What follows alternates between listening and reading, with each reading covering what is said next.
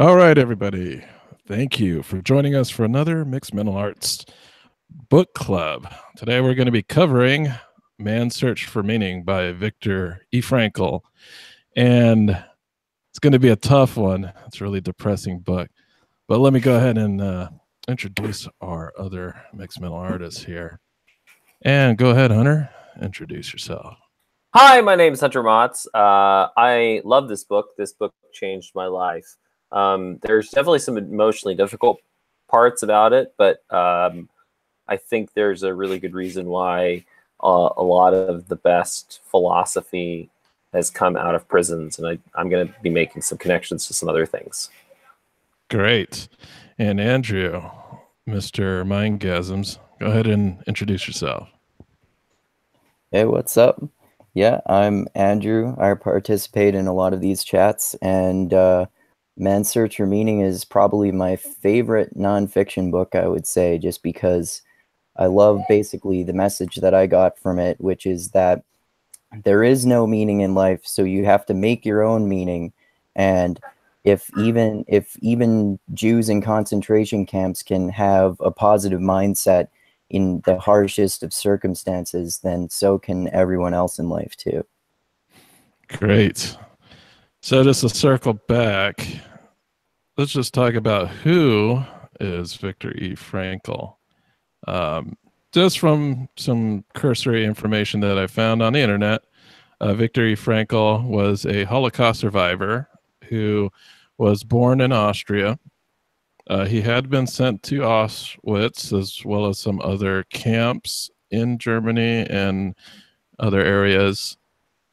He survived, and he was actually a psychotherapist. I believe he did go to school for some type of psychology training.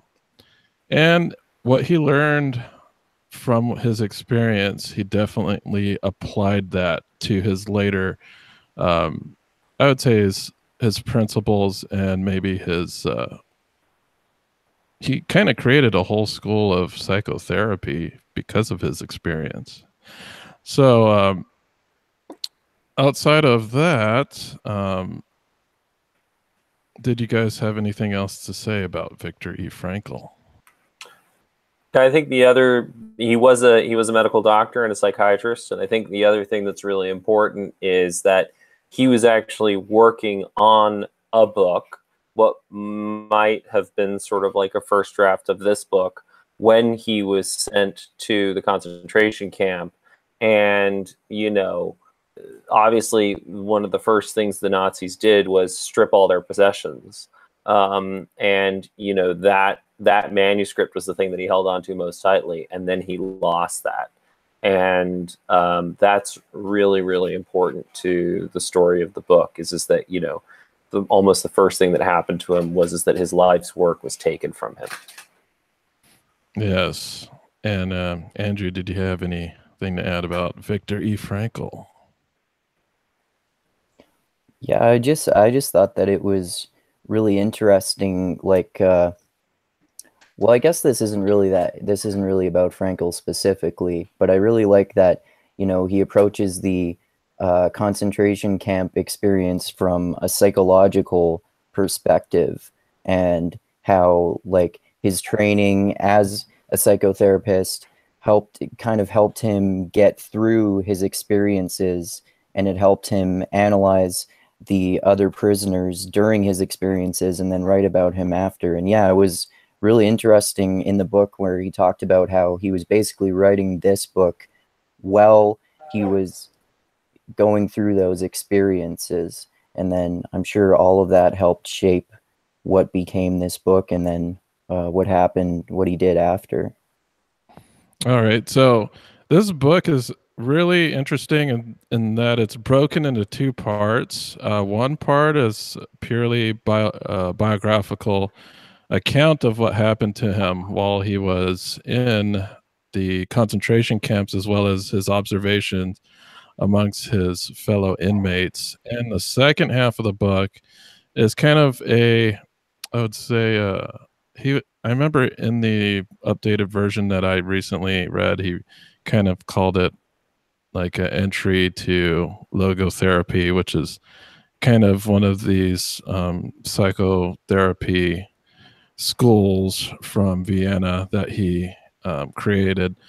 But the first half is like the super heavy, depressing half. And the second half is how do you address those issues in life when it comes to how do you drive forward without meaning, and how do you find meaning in your life? But if we, I'll go ahead and we'll go ahead and talk about the first part for now, and then we'll get into the second part of the book. But I recently just finished it again. I've read it about twice this year. Well, listened to it on audiobook, but I would say every time that I gone through it, there was like a little something that I found pretty interesting. And was there anything that you learned from that first half of the book that you had not found in any other media? Well, I think the biggest thing that I mean, this book legit changed my life. Like, I had finished college, moved out here, and had literally no idea what to do with my life. Like, I thought that I was going to go into science, and then I went to Cold Spring Harbor, and it wasn't what I thought. And then I just sort of tread water throughout college because I was like, I'm in college, I'm getting a piece of paper, like that's what you're supposed to do here. And then after that, I had literally no clarity. And then I read Viktor Frankl's Man's Search to Meaning mostly on the elliptical at the 24-hour fitness on Sunset. And, you know, reading those stories of the different survivors and who survived and who didn't, and that the common thread among survivors was meaning, whatever the meaning was. I mean, that just really brought home for me, aged whatever it was, 23, that man needs meaning to survive. We need purpose. And if we don't have purpose, we die, because our purpose structures our choices. Like that clarity is basically was when I was like, fuck, I need a purpose. I better pick something. And since I was tutoring to pay my bills, I was like, well, I may as well align my day job with the purpose, and made fixing education my purpose. But it was entirely because of this book. So it's hard to overestimate and overstate how much of an impact this book, and particularly the first half. I think you can honestly get 90% of the value from this book by reading the first half, and you don't even have to read the second half. Yeah, it's a very short book too. On audiobook, it's 4.5 hours, and the first half of the book is probably 2.5 hours of that book. And if you're reading it or listening to it at a super quick speed like I do, it's probably more like 1 hour and 45 minutes for that first half of the book. Andrew, was there any takeaways, like some great takeaways that you had from reading the first part of this book? Yeah, like kind of similarly to Hunter, it came like I read it at a really interesting period in my life. That was when I first started seriously thinking about philosophy, basically, and when I first basically realized that I don't believe in God, even though I was raised as a Christian. So I was like having trouble finding meaning without believing in God or anything like that. So this book helped a lot with that, and I still it still has had a major impact on my life philosophy. I would say that there isn't any meaning, like I said earlier. So make your own. So choose your purpose, and that will be your purpose in life. So like for me, for example, I would say one of my main purposes in life now that I found with a lot of help from that book is writing and like creative stuff like that. So that helped a lot, because it can be easy to slip into this mindset of nihilism when you don't have a purpose in life, like Hunter was saying, right? Yeah, and I think also realizing that all the people who, like, if you take about, if you take Christianity or you take any religion, like, or America, the Constitution, like, all these belief systems were intentionally created, right? And they were intentionally created to create a more effective culture. And the point is that everybody else has been doing it. Like, the only reason why you wouldn't do it for yourself is because you don't feel qualified, because you're like, oh, I'm not Jesus. Oh, I'm not the founding fathers. Oh, I'm not da da da. And the reality is that it's not only can you do it, everybody has the ability to do it, but like what this book makes abundantly clear is that you better do it. Like, in that sense, the old, I think it's an urban legend about, like, if sharks stop swimming, they die. Right? It's, if humans stop having purpose, they die. So it is as vital to your survival as air or water. And of course, Jesus did say, man cannot live by bread alone. So clearly he understood it. So whether you're a Christian or not a Christian, or a scientist or a psychologist or a Buddhist or whatever, you're going to find these core principles reiterated again and again. But yeah, I mean, this book does just make clear the stakes of not having purpose. And I think it's also worth talking about some of the stories in this first half of the book that really sort of break that down and make it clear. Certainly. And also, these principles definitely apply to, retirees. You always hear these stories of, people looking forward to retirement, and then they kind of lose a purpose, or they don't really create a new purpose for themselves after they're out of, a 20-year career in something that they did. So, that's always important too. You have to have something outside of a career that drives you or has meaning for you, because a career can just, go out the door at any time. So there's something that you must have, a meaning that you must have that does not, that cannot be taken away from you. So, everyone just kind of has to think about that. Like, what can you strive for that cannot be taken away? And even the Jews in the camps, what do they have? They have only their lives at that point, and some of their dignity. They tried to keep as much dignity as possible during their ordeals, and they knew the importance of shaving and upkeep. They knew once you start to adopt the beard of woe, that was your downfall. I'm in trouble, guys. Go. Well, unless you're Andrew, using it as a too. fashion statement. Oh, unless you're Yeah. a chronic hipster like the two of us. Yeah. No, but I mean, and I think on top of that, I mean, I would say the other thing that I've only really learned in the last few months is that not only is it important to have like a purpose that can't be taken away from you, that you have to diversify your meaning portfolio in the same way that you would diversify your stock portfolio. So you need a robust portfolio of different meanings, because one of them can collapse. And if that one collapses and you don't have like a whole bunch of other things in your portfolio, then you're suddenly fucked. So I think that's super, super important.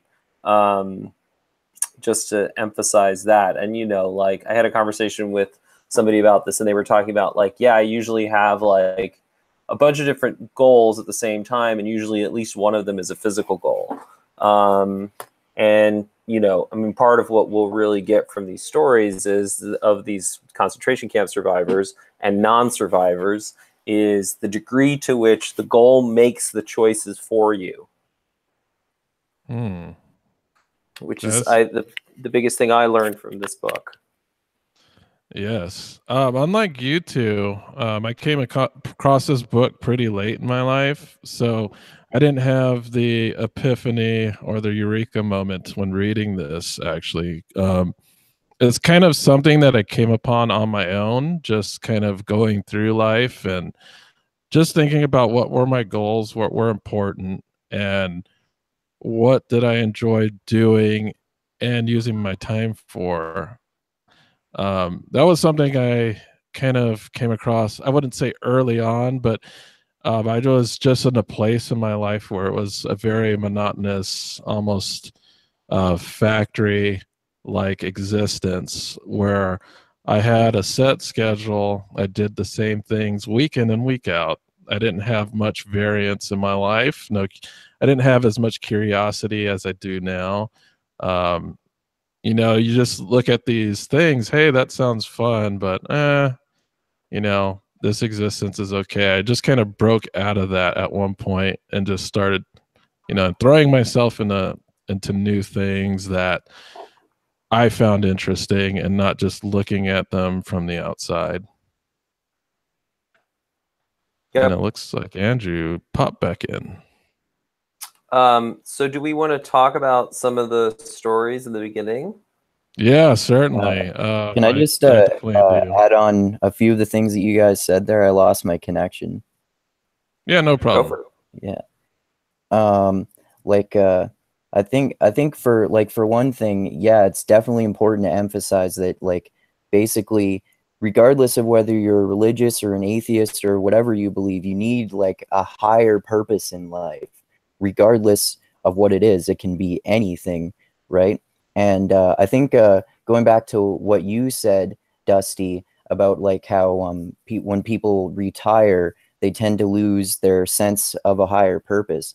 I think a part of that, due to like particularly men sometimes more than women in our culture, because of this Protestant work ethic and our puritanical culture, like a lot of just people in general too, of course, get really attached to our careers. And then when we're done, like for example, my grandpa, he died a few years after retiring because he was such a workaholic.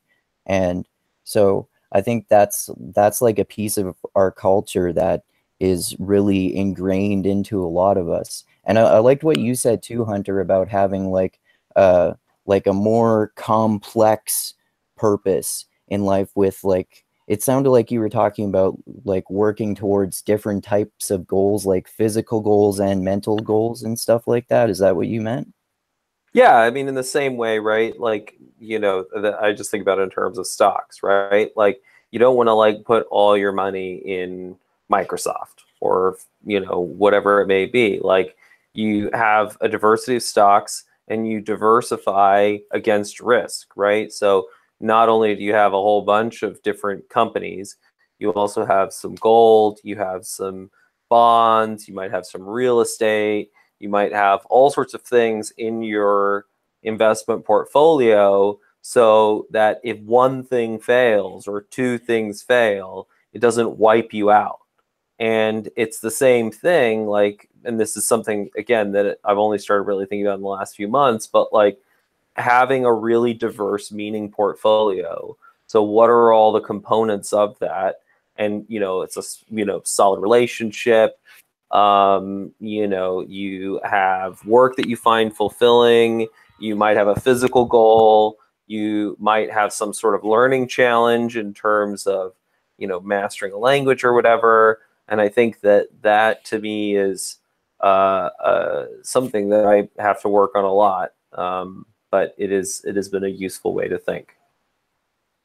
That's something that I'm always working on improving in myself too.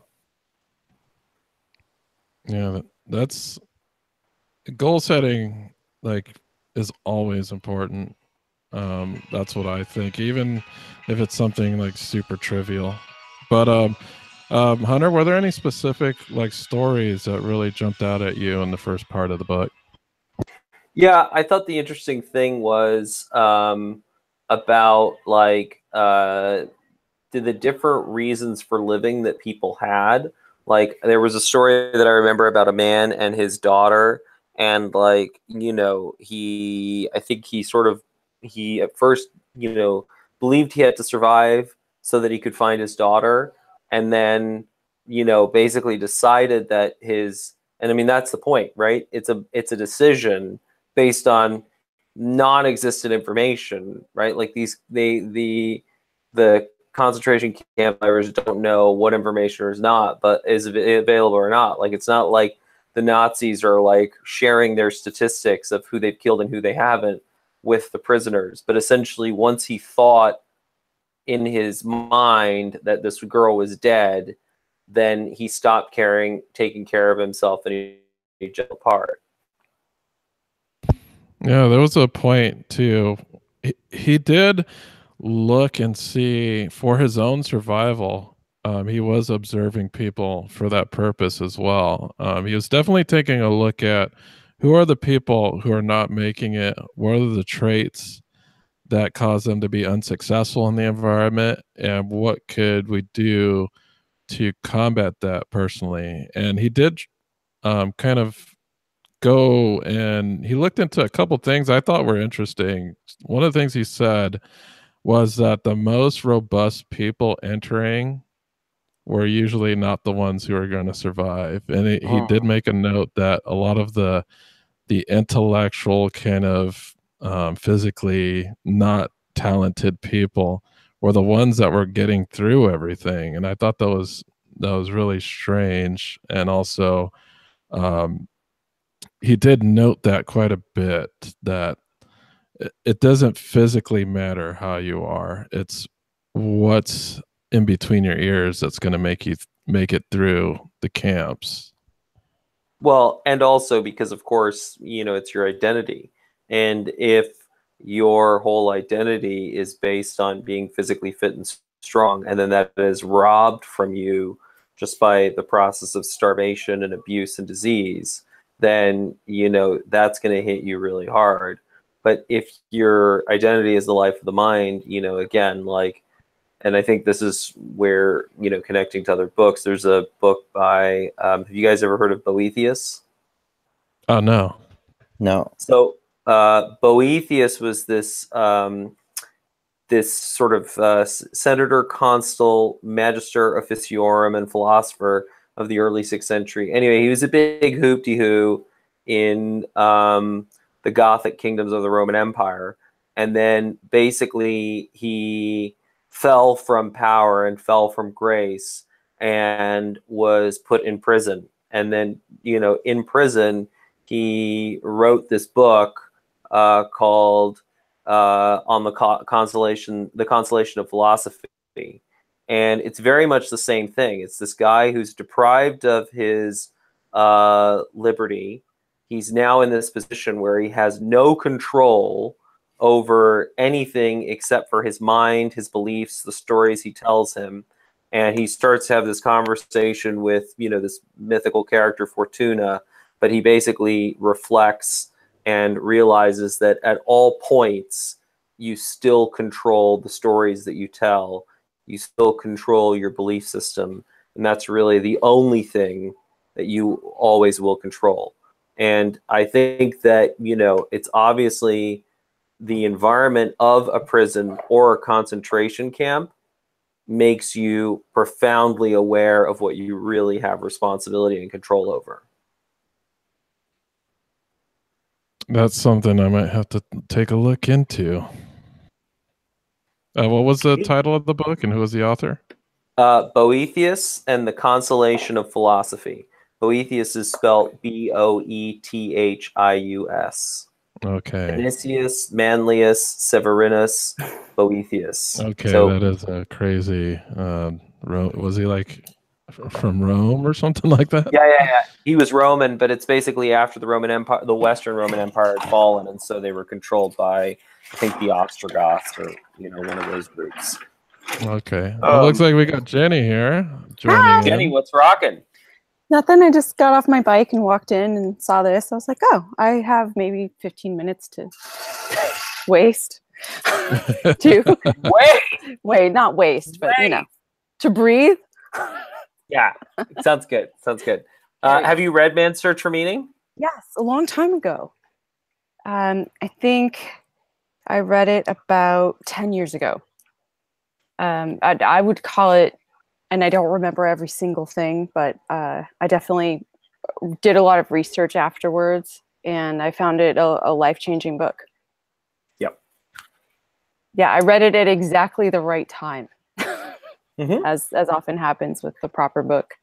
It was outstanding. I went through something extremely difficult with one of my kids, and this concept that I was going to create the meaning out of that situation was maybe the first time I had encountered that in the middle of something truly difficult.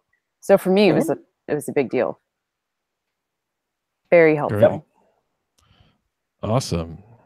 Yeah, right now we're just looking through tidbits that we might remember from like the first half of the book. And I know Hunter pulled out his tidbit there. And I know it was over 10 years ago that you read it, but was there any little scenario or tidbit from that book that really stuck to you as far as something that happened within the camp? I mean, to this day, if I think about it, I still find it really interesting that in that kind of difficulty, which, I mean, I've never been exposed to that level of brutality, and violence, and hopelessness, that a person could develop this kind of philosophy and then grow after that. I think in our culture, a lot of times there's this idea that after deep trauma, that healing might be impossible, if not incredibly difficult. And I was really struck by that in particular. I think that's a really important point because because Western culture is so atomistic, we fall hard for the fundamental attribution error, which is the tendency to think that something is innate to a person. So when a person goes through a trauma, the West's way of thinking tends to be, oh, that person isn't just broken right now, but they're broken for life. Like Humpty Dumpty can never be put back together again. Right. And the whole point is that, Viktor Frankl, I mean, it's like a great example of kintsugi. He has all these, like his manuscript is taken from him. His wife dies in the camps, right. Like most of his relatives die, and, like all of that tragedy. And then what does he do with the pieces? And he has to examine each of these pieces, reframe them, and then figure out how to put them together into a larger whole and fill in the cracks with gold. So, it's just a really, really, this book is such a great excuse remover, because it's like, no matter how hard you think you have it, then you're like, oh, fucking Auschwitz. Like, okay, exactly. You win. And like, what excuse do I have? And if you can do this in Auschwitz, I mean, like the other story, Dustin, from the first half of the book that is just like, has always been mind blowing to me, is Viktor Frankl is literally dying of typhus. There's a massive typhus outbreak in the camp. And he knows that as a medical doctor, that if he falls asleep, he will die. So he has to keep himself awake. So he forces himself on little random scraps of paper with like a pencil to try and reconstruct his book purely as a way to keep himself alive. And I just remember reading that. It was like, I literally never get to complain about anything again. And so how tough are humans? Like, and most animals you encounter in the wild and nature itself, like that we're all part of that. But what was so interesting to me is that there's a depth, I think, inside of many people, maybe not everybody, right? Because some people are broken by things. And, I wouldn't say they're at fault. I'm sure there's multiple causality for those things. But I found, at least within myself, luckily, and I've seen that in my children as well, this deep, deep well of capacity that can be unimaginable unless it's like tapped, like, or knocked, or, boom, broken, a boulder thrown at it or whatever. And there it is. And it's funny to me because at that time I read that book and it wasn't just the one thing. Then it was like very typical of life. Like another thing happened and another thing happened. And I was like, this has to end. And I realized like, no, it doesn't. No, it fucking doesn't. Why do I get a pass? I don't get a pass. No one gets a pass. Like maybe you luck out and your life's really easy. But then I might have told this story before. It's really short, but years later, I was sitting around a fire with a friend of ours, and having some drinks and chatting, and this guy's very wealthy and a nice person, and had this fairly charmed life compared to a lot of human lives. And he said, the thing is, you guys have been tested, and and he said, I don't know. And he's over 40 at the time. He's like, I don't fucking know. And I'm like, ow, yeah, that would suck. You're right. I would rather know that I could do it. I would rather know I had a deep well of capacity. I would rather know I could kick ass if necessary, or hide if necessary, or whatever it takes. Like, read a book all night to keep myself alive. I could probably do that. I don't want to do that, but push comes to shove. And like when you did the interview with Andy Galpin, he was talking about the lack of challenge. And so here's this man's search for meaning is this extreme, like way too much challenge. But then you have a lot of the opposite in our culture of like avoidance of everything challenging, which doesn't seem too smart either. Yeah, there definitely has to be a balance between accepting challenge and just not having any direction or meaning. Like, I know there from the example of what Frankl wrote about, people were dying over the challenges. Of course we don't want anything like that, but I wouldn't say I'm an old geezer, but I feel that my childhood was definitely a lot more challenging than some of the people I interact with, or even my own daughter, I feel like is getting not as much challenge as I may have had when I was younger. Isn't that, Hunter, what Andy Galpin said when you were interviewing him? He was making up scenarios about how is he going to challenge his child enough so she's a robust individual. And I haven't had to find that. Like, my kids have found their own challenges, which maybe a lot of them do. A lot of us do that. But in some ways, there's some things are a little too easy for them that we think aren't that healthy. And so we have to think about it and sort of overcome our own culture or the things that we chose unthinking. Like the fact is, where we live right now, we don't have a garden or an outside space we have to take care of. And that seems like a small thing, but there's nothing really like more pleasurable than like being outside and being somewhat responsible for your own food and taking care of a space. And we realized that the kids were missing that. And so we're glad that this next year we'll get to give them, a garden and some things to take care of and a responsibility for helping to feed the family and some small things that are slightly challenging, that if you fail, there's a real consequence. But yeah, I hear what you're saying about that. And I'm sure there's benefits on both sides. You don't want to be so challenged that you crumble, because that can happen as well. And the challenges with Viktor Frankl's death is the result of not making the challenge. But there's also a really easy solution to this, which is to choose a bigger goal. Like, you deliberately take on, and I mean, Jenny and I had a conversation about responsibility. Like, you deliberately take responsibility for a big, hairy ass problem. And commit to doing whatever it takes to solve it, no matter what. Because the reality is that when we read this book in 2004, 2005, like, I was tutoring, I was, making pretty good money, I was at 24-hour fitness.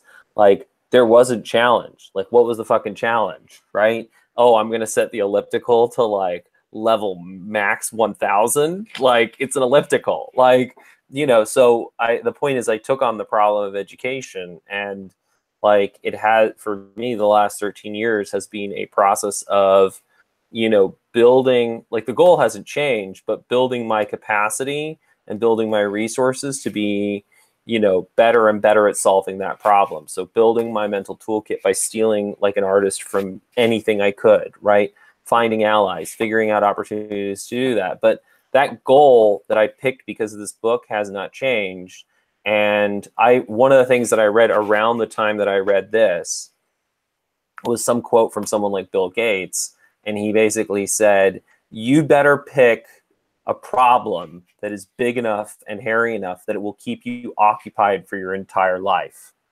And so I think that's the thing. I think that, because what do bored monkeys do? Yeah. They're dangerous. The devil The devil loves idle hands. It really is true. And if you don't have a big hairy ass problem, and you don't have to do it on your own, it doesn't have to be your problem. Like you can and should work with other people, because that's how the hypersocial ape that we are solves problems. But you know, that's like if we don't gang up on a problem, we end up ganging up on each other. Like there's actually sort of a a random reference. Like who was I talking to this about? May have been you, Jenny. No, it was actually Kate Fogarty. It was the Unbreakable Kimmy Schmidt. We were talking about the Unbreakable Kimmy Schmidt, and there's an episode in there where basically Jane Krakowski goes to war with some other socialite Upper West Side mom who used to be the CEO of a major corporation. And because she no longer has like a huge fucking corporation to run, like that mind doesn't stop working, and now it just finds a problem, which is now we're going to argue and fight over who gets to organize this charity event, because humans need purpose so badly. So that's, I mean, I think that's awesome. And also yeah. a very good point that one of the pieces of advice I've been giving my daughter, who's a new mom, was don't leave yourself behind. Which is, caring for a human baby is a group effort and very difficult, and takes a lot of your time. But it's not like mentally challenging, to be honest. It's not like you don't have to be brilliant, to pull off doing a good job at raising a baby. You should be flexible, creative, responsive. Those are all good things. But I was talking to her, so she actually enrolled herself in some classes. And when the baby's asleep, she grabs her books, gets some coffee, sits down, and like feeds herself. Because I said, you will become unhappy, your brain will start spinning around, you'll start looking for problems to solve, you will create problems instead of solving real problems. And so now she's digging in, and I was so glad I was able to hand her that piece. And it's that I can't remember the name of the author, but The Subtle Art of Not Giving a Fuck. He said essentially life is a series of problems, so just choose problems you want to solve, then your life will feel like it's useful and good to you. I can't remember his name. I'm sorry. Mark Manson. Yes, thank you. And I thought that was so true, that you want to be challenged, actually, and you want to solve problems. So you'll make them to solve, or you'll find some to solve. But like, your advice is spectacular, and the problem needs to be just big enough. It's sort of that key to flow, like getting into flow stages. It has got to be just above what you can already do, but doable. So you're having to make that effort to push there. And that feels amazing, because you're calling on like kind of all of your different pieces to do something great. It's a great feeling. And that's where you come up with creative stuff and you learn more. But without some challenge, you would never be in flow state. That's true. I think the most flowy I've ever been in my life would probably be when I was doing a lot of music practice. Like, I would have to practice for a big recital or something, and then I'd be just like in my room for like 4 hours, not realizing at the end of 4 hours that 4 hours had gone by. And it's just that I'm trying to get better at something and trying to reach a level above what I was previously, before I started that practice session. And it's just weird that, yes, this flow thing is real. I've experienced it. The time just goes by super quick, and you're incrementally challenging yourself like throughout that time period. So it's do you wonder true. if Viktor Frankl experienced that, and that's how he came up with his philosophy? And because sometimes in deep moments of helping others, like if he turned from feeling sorry for himself into reaching out to his small community in this camp and helping others, I wonder if he tapped that a little bit to find his philosophy and to find that. Because one of the pathways to flow is this deep compassion, or helping other people is one of them. But I was always curious. I remember thinking that way back then. I wonder if he found some, I mean, you couldn't call it joy, but some pathway that made sense to him. Obviously he did. But I was always curious how that felt in the moment. There's maybe no way to know that, but yeah, the only time he kind of talks about the time that I can recall is he kept mentioning that one day in the camp seems infinitely longer than spending a week there. Like, it might be kind of like a reverse flow situation, but yeah. So awful. Yeah. Oh man, yeah. It's truly difficult to imagine. Not that there aren't other horrific scenarios in the world that even currently we could look to see how people navigate that. But his work was so influential to so many people. Yeah. I like his the thing where you said there's two kinds of men, decent and indecent. And I'm sure in great difficulty, or it also seems like in great abundance, that those things are revealed. I thought that was very interesting. And I found that to be true in my life. I don't want to believe that, to be honest, but I kind of do think that's probably true. Well, I don't think it's an innate quality. Like, I don't think that people have to be decent or have to be indecent, right? Like, a lot of it comes down to the clarity of your principles, the clarity of, your worldview, your culture, all of that sort of stuff, how you choose to behave in a particular situation. And, I think that's the point is that, compassion can be nurtured, empathy can be nurtured. And, part of it is that when you have the breakdown of, when culture stopped taking meaning seriously, which, there has been this great breakdown in the West from, the sort of the end of organized religion to the present, then what happens is that, everybody is left to create their own values. And some people either don't really understand or internalize or take on that job, or, are really just sort of focused on meeting their needs short term.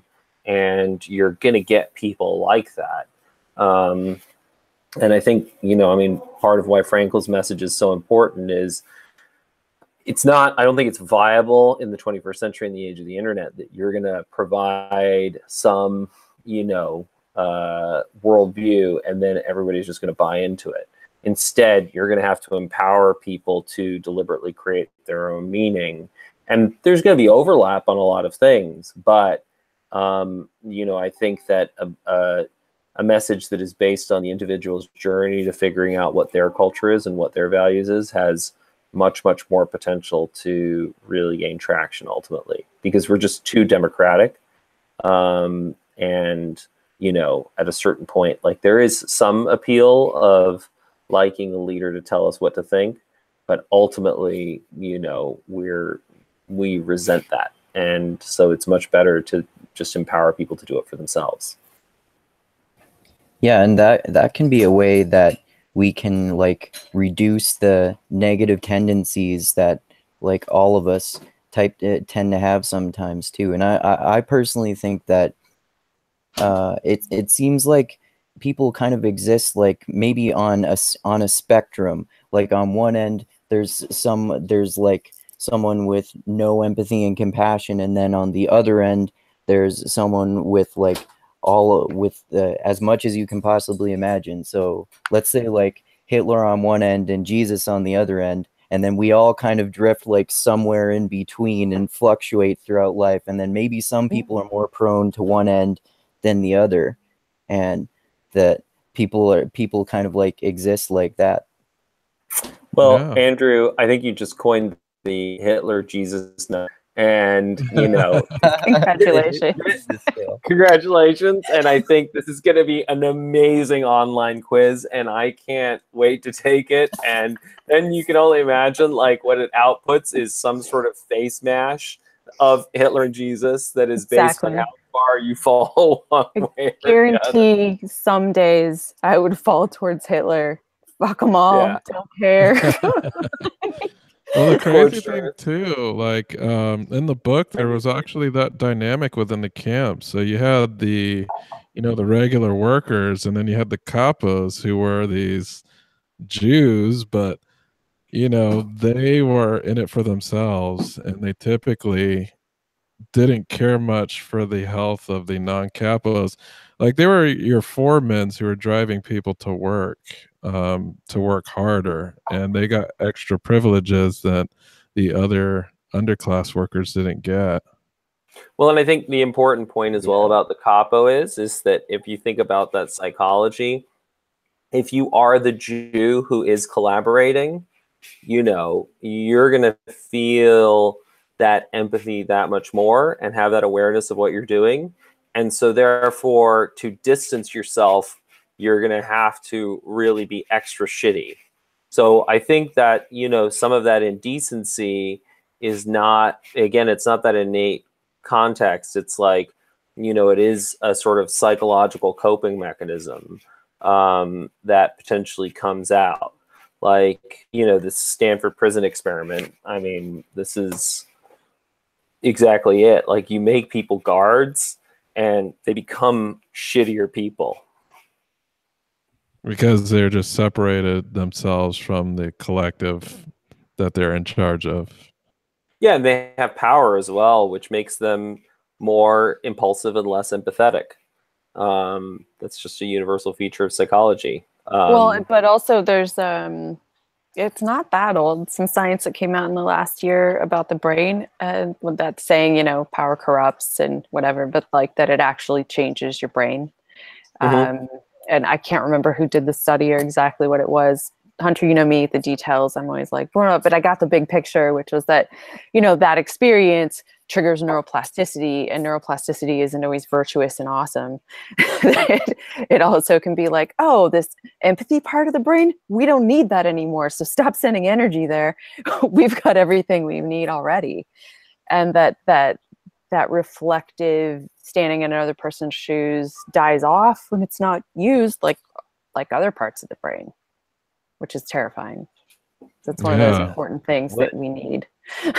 Yeah, it's interesting. Like, how would we, like, if we're talking about individuals who are losing that, like, would you bring them back to recognize that empathy is something that's important? Why do all the like prison programs that use animals or interaction with elderly people work well?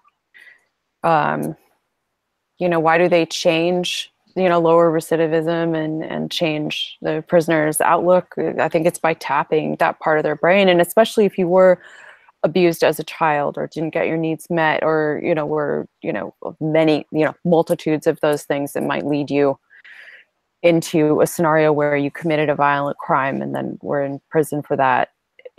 Tapping into that part of the brain and reactivating it would be really powerful in changing your mindset and how you view other humans as well. And I do think you can do a lot through that. That's one thing right off the top of my head that I know about. But then there's other things like, you know, like the drug policy changes in Portugal are somewhat of an instance where they dropped the punitive laws and increased support and helped people find jobs and gave them small groups and communities to go into. And then you see this massive change in behavior just through social support, essentially.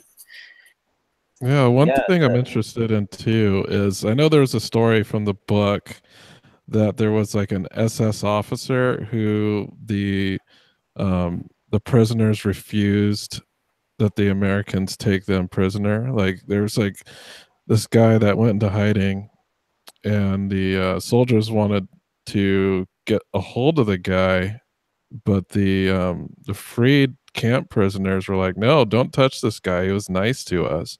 So it's almost like, what led him to resist that degradation of empathy that many of the other SS officers had undergone and become basically, you know, sadistic individuals. So it's something that we have to take a look into, is like, who are these people who are resisting these urges to, you know, just shave off their empathy and become these hard ass people that don't care about anybody? It's a great question.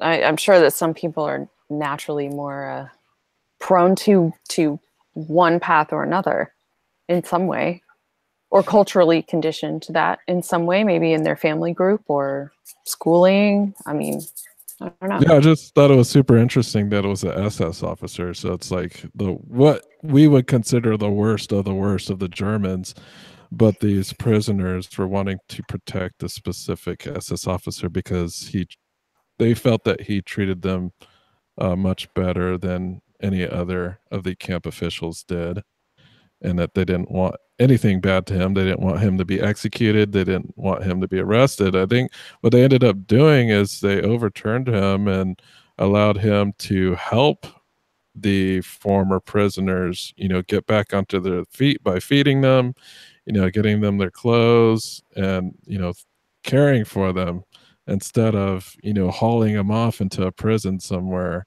or shot. I really don't know if they shot any of these SS guys, not, but I thought that was really interesting.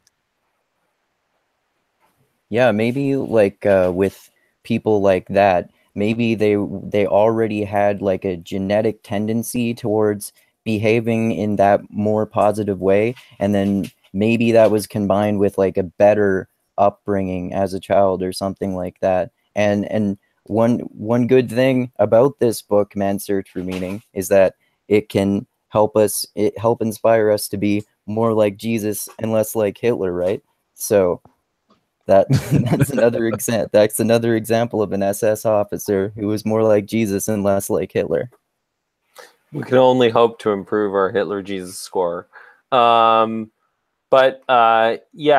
I think the other thing in terms of that is that what was I going to say? Yeah, you have.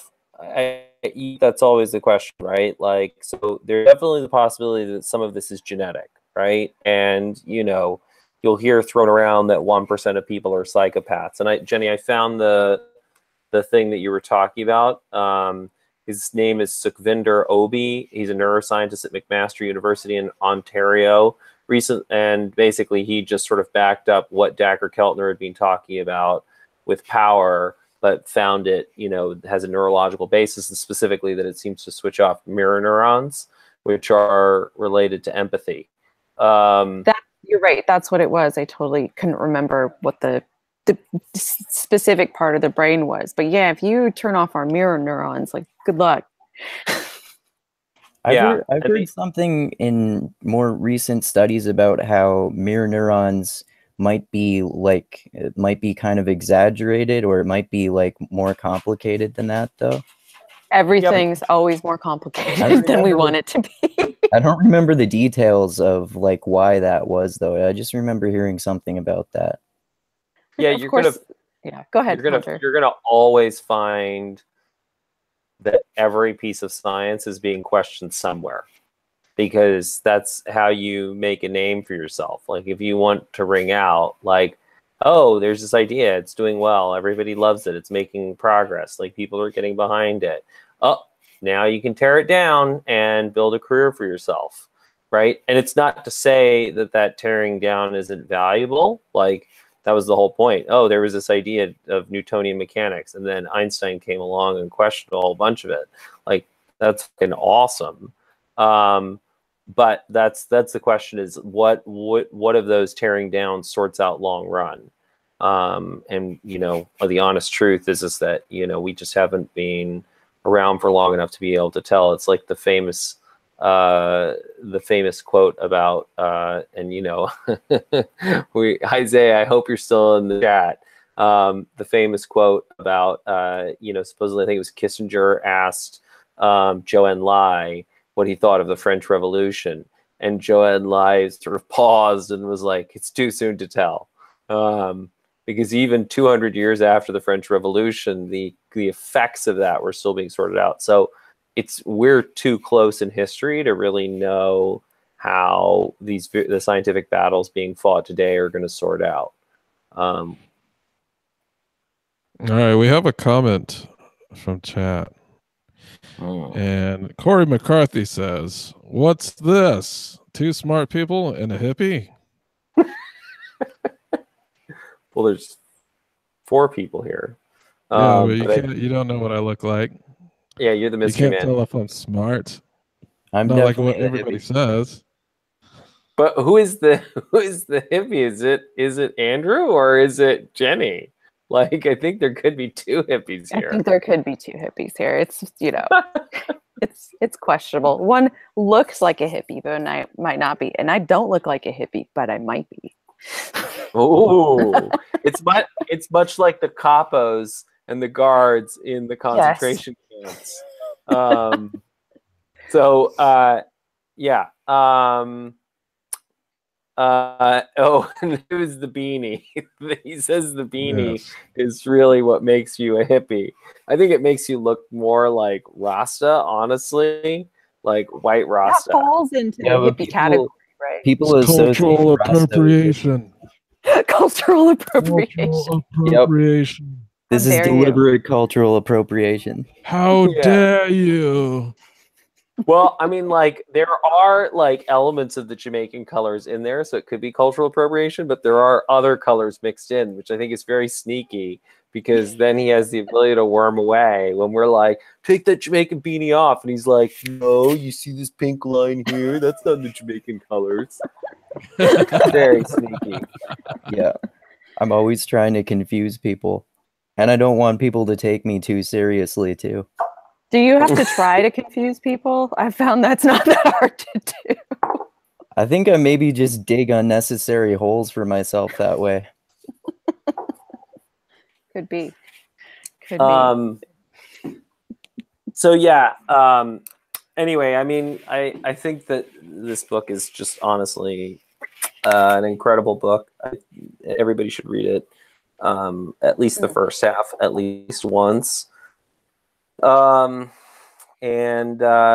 know, or maybe you already understand the principle that you have to intentionally create meaning, in which case maybe you don't need to read it. But for a lot of us, we learned that principle from this book, and it was pretty fucking life-changing.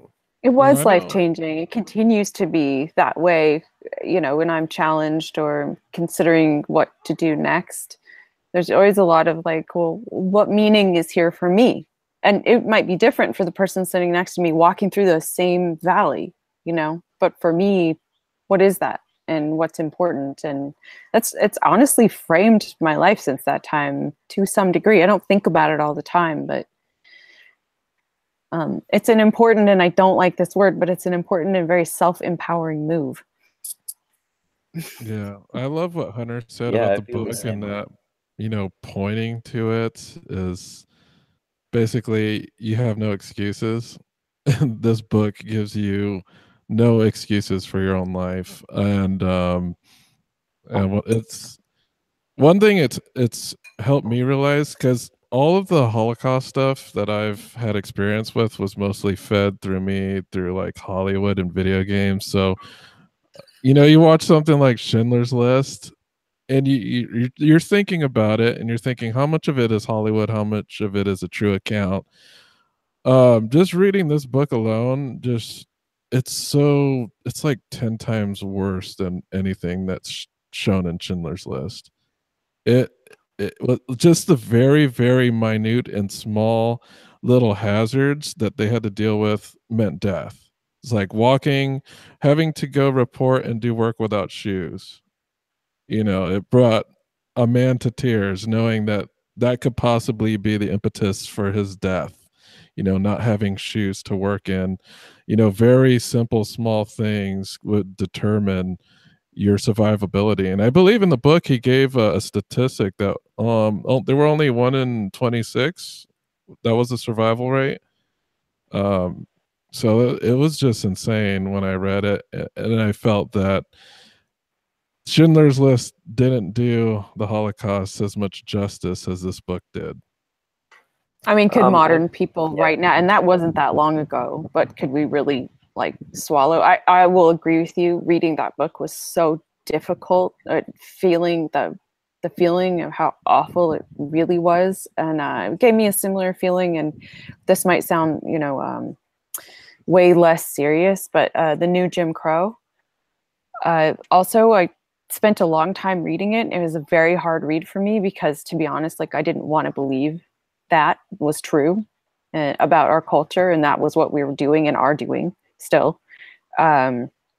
And that this book, I still struggle with, I don't possibly understand how any human being could act in any of the ways described in like Man's Search for Meaning, but some other books that I've read in other situations as well.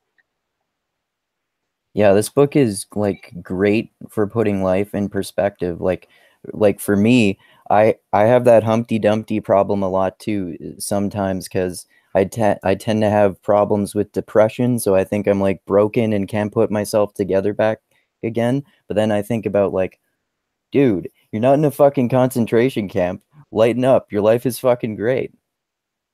Yeah, and on the Humpty Dumpty point, I think it's also important to realize that, like, and this is something that has also become clear to me in the last few months, is that it's hard for Humpty Dumpty to put himself together, but like it's actually much easier. So I mean, if you have two people, like, okay, person A has these problems within themselves, they don't know how to solve, it seems insoluble, all they do is spin on them. Person B is like, those problems don't seem that hard, like I deal with that shit all the time, like you just have to do this. Meanwhile, person B has a series of problems, they don't know how to fucking deal with, they stare at them, they're overwhelmed by them, and person A is like, excuse me, that's not that hard.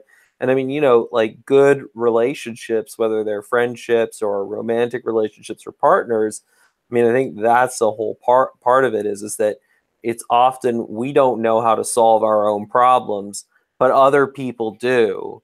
And it's like, it really is, I scratch your back, you scratch my back, like together the problem is solved. That your problems are not insignificant just because somebody else's problems are super difficult. Like, right. I don't live in India on the streets. That's a way, way worse life than I have. But I have my own challenges, and I can't trade with that person, and I can't make that different, but I can solve my own challenges. So like, I'll give you a stupid example that's hilarious.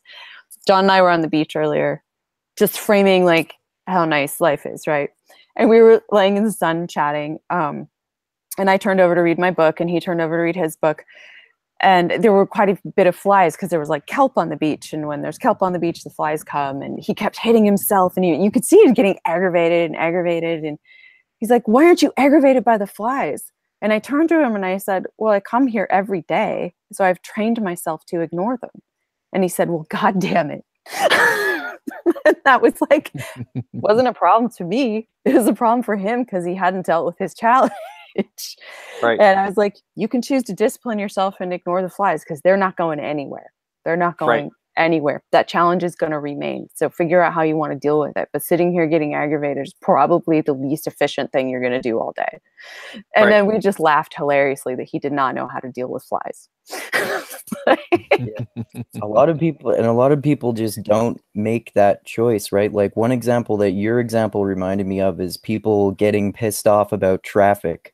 Like I've always had trouble understanding why people get pissed off about traffic, because I just figure, okay, well, I'll just think or something like that. There's no reason to get pissed off about it, but people get really fucking angry about it. And it's like, maybe it's easier for me because I tend to do that sort of thing in myself and kind of try to alter my psychology in more pragmatic ways anyway. But it's fairly easy to just, get lost in your thoughts or anything like that while you're just waiting for something. Well, I think it's just that people don't accept the consequences of what it is. So say you're running late from work.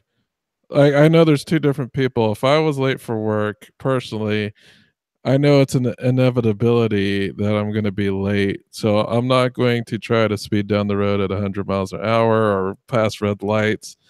I'm going to be late. It's what's going to happen. There are some people that want to change that fate and will do those things, such as speeding and cutting people off and getting really mad at the wheel. And plus there's that thing that Rogan talked about, that when people are out in the road, they're more conscious and aware of their surroundings because it's a little bit more dangerous than just, walking around in the backyard. But I think it's people trying to change their fate. I don't, I've been late plenty of times. I don't get aggravated. I don't drive any faster. than I usually do, because I want to. My safety is more important than me being on time personally. But for some people, it's different. They just want to get everybody out of their way. I'm the person that is the most important person on the road right now, and everybody can just fuck off. But also, don't you think I think a lot of humans in our culture, we don't get taught a lot about our own emotions. And I think a lot of people get set off by how intensely they feel things sometimes. So they'll be surprised, like road rage is being surprised by your own level of anger at something so simple. That's weird. It's the weird thing is like that I've noticed, and I've taken a ton of Ubers, is Uber drivers don't get pissed off that much. Like usually when I hitch a ride with a friend, they're the ones getting pissed off when they're getting cut off, and all those traffic mishaps that might happen that might be affronts to your existence. But I don't know, maybe Uber drivers are just a little bit more patient. I have no idea. Maybe. That's interesting. Hunter, I like what you said about the different types of challenges.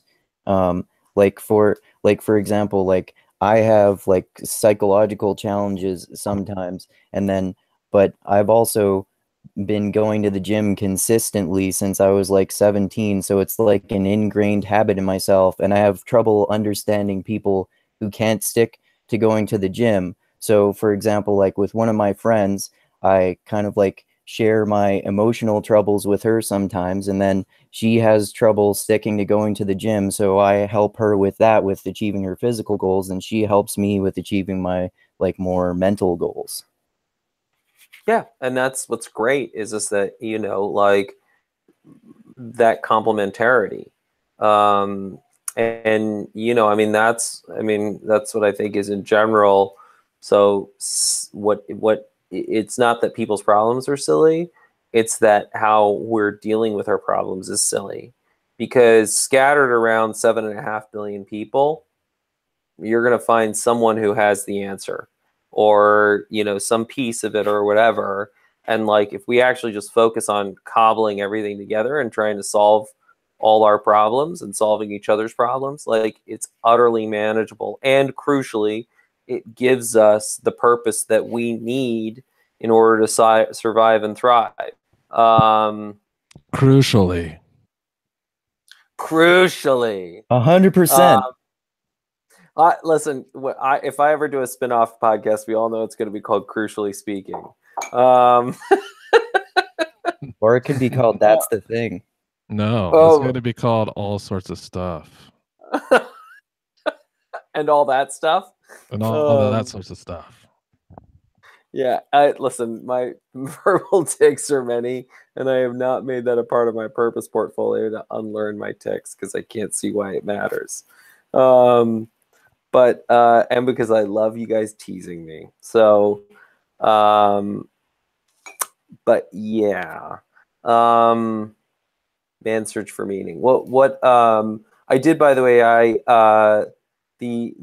found an article called "The Banality of Good" because I was trying to find out what people said about why they rescued Jews during the Holocaust, and it basically is like they don't have very good answers.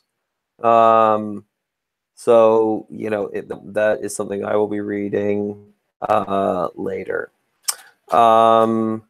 And then the other thing that I wanted to say was that I don't know, I lost my thought. You guys pick it up. Well, I had a question. Oh, sorry, go ahead, Desi. No, I had a question. Because I had no idea about this book. It actually didn't come into my radar until Jordan Peterson made a bunch of references to it. But as far as like its appearance in your lives, how did it come about? That is a really good question. I don't even know.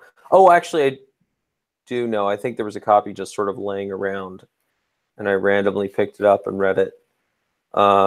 I also remember what my point was going to be, but I'll let everybody else answer this question, then we'll come back to my point. How did it come I into your found it life? at a bed and breakfast laying around, also, strangely.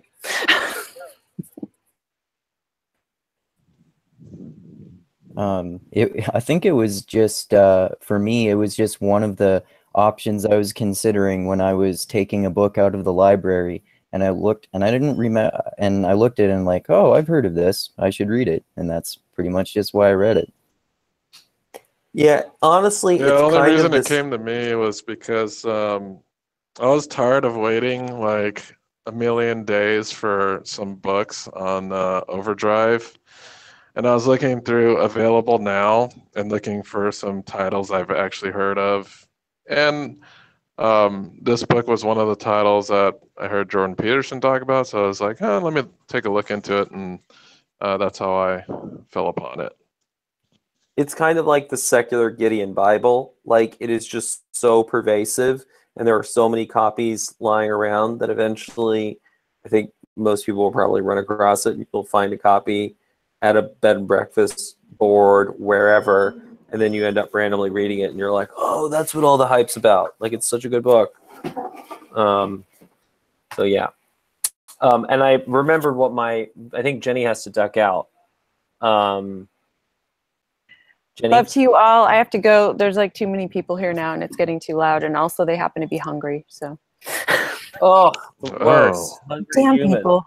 Gotta feed those mouths. Tell them about the Holocaust, and imagine they had typhus. And if they were in the Holocaust and they had an indecent capo, then would their hunger seem so important? That will stop them from eating dinner for sure. Yeah, make some really watery soup and only let the person who's most behaved get the bottom of the pot. Wow, maybe we should try some of this stuff in my family. It'd be interesting experiments. All right, enjoy the rest of the conversation. Lovely to see you all. Great to talk. All right, thanks for joining us, Jenny. Yeah, I remembered my point. My point was because Andrew was talking about traffic. And we had Kyle Tierman on the podcast, who's a big wave surfer. And one of the things that he was talking about is that, you know, when you're out in a big wave, like, obviously that is so overwhelming and so powerful, and you have very little control. And so you have to be very intentional about what are the things that you do control, and to take responsibility for those. And he made a point, like, able to respond. And specifically, so he does stuff around breathing. He does a lot of core stuff because you need a really strong core if you're getting kicked around by a wave. He made a big point about, CPR. So you have to be really intentional. It doesn't matter what environment it is, whether it's in extreme environments like the Holocaust or like a big wave, make you very clear on all the things you don't control. So you then have to be very specific about the things you do control.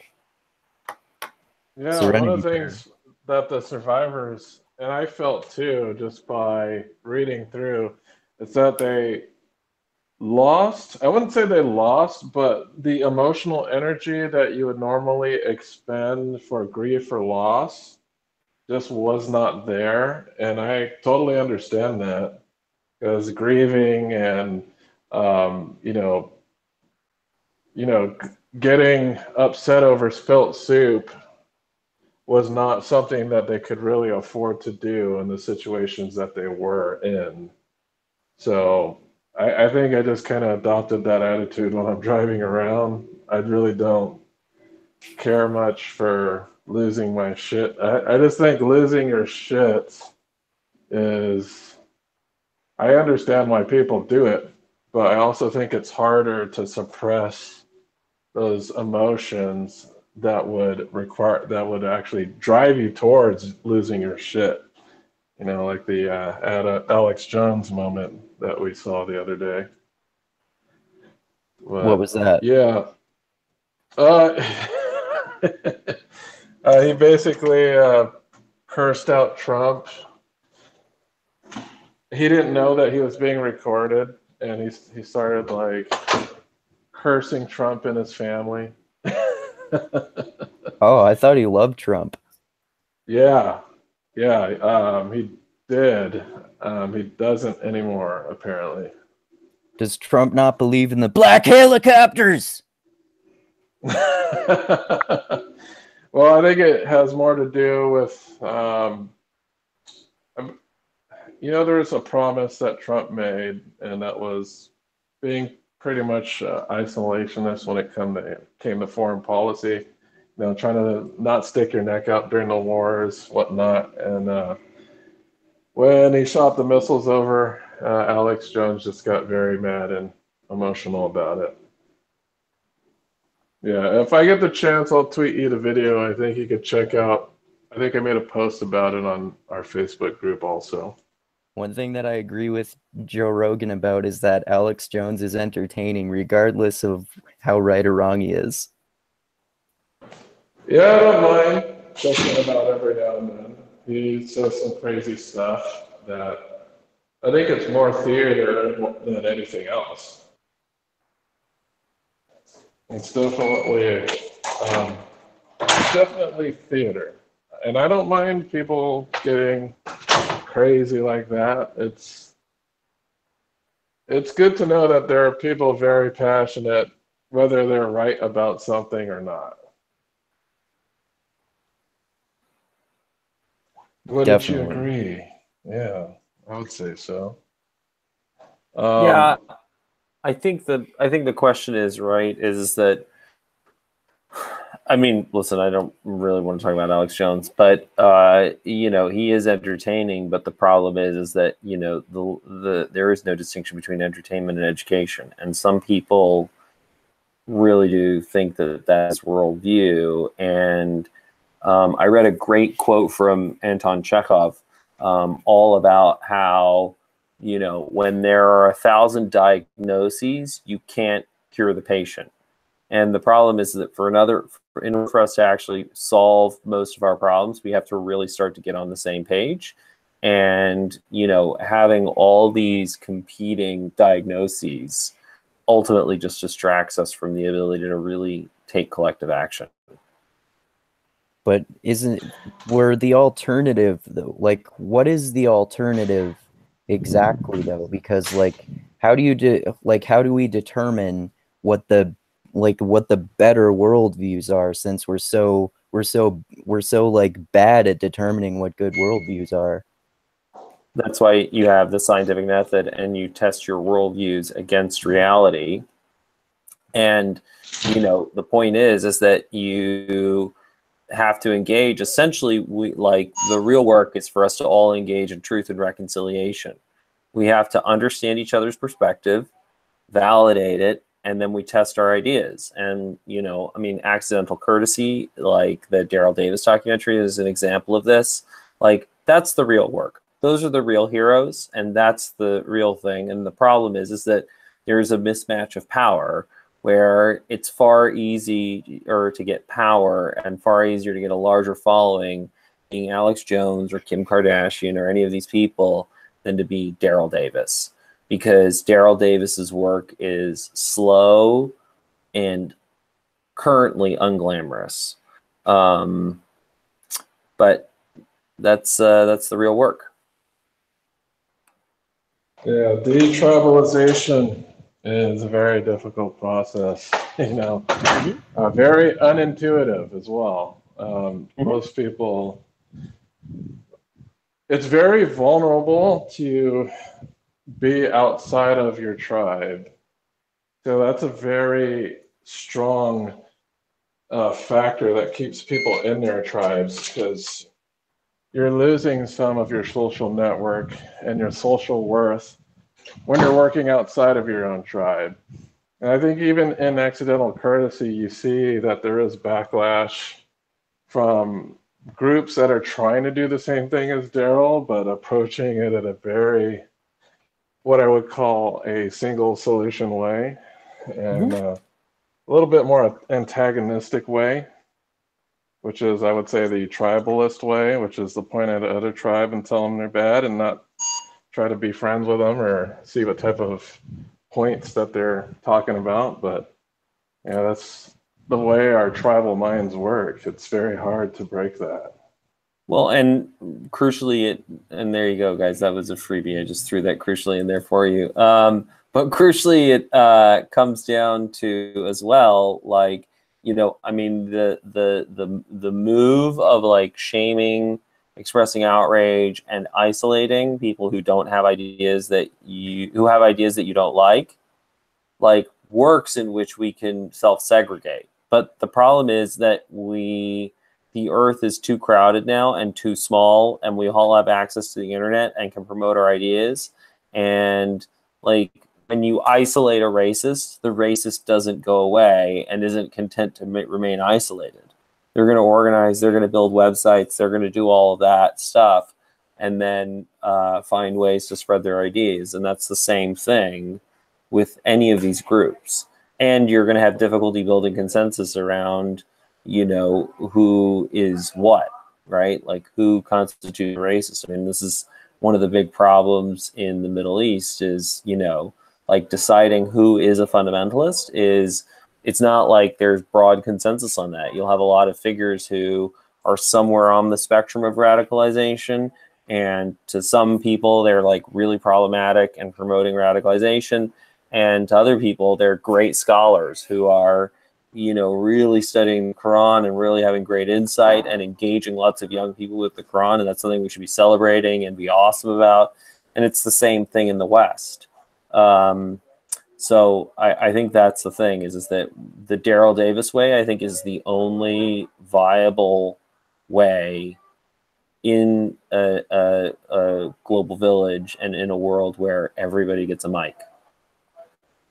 Yeah, definitely. Yes. That's why I think it's like it's important to experience worldviews outside of your tribe. Like listen to people who you disagree with so you can like check your biases.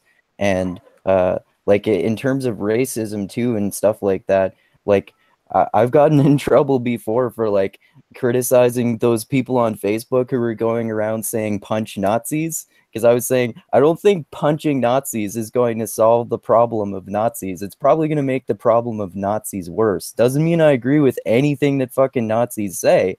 But if you actually like try to talk to people, even if you vehemently disagree with them and you think they're immoral, then it might be a much better way for detribalizing Nazis.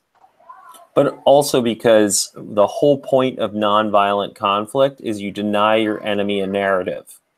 Like, if you punch the Nazi, then the Nazi gets to go and say, they punched me, they're denying my right to free speech. And then also, what I think a lot of what has played out is the lady doth protest too much. Like, that's the self-defeating nature of the whole outrage move, of just constantly being outraged.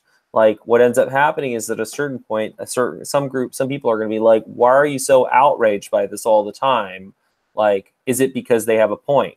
And that's just how humans think. Like, we track social dynamics and are bad with causality. So if everybody's getting outraged by something that, you know, is constantly just getting outraged by what Richard E. Spencer or somebody like that is saying, then what ends up happening is you're like, you're just outraged because you know he's right, and you don't have a real response because all you do is get outraged.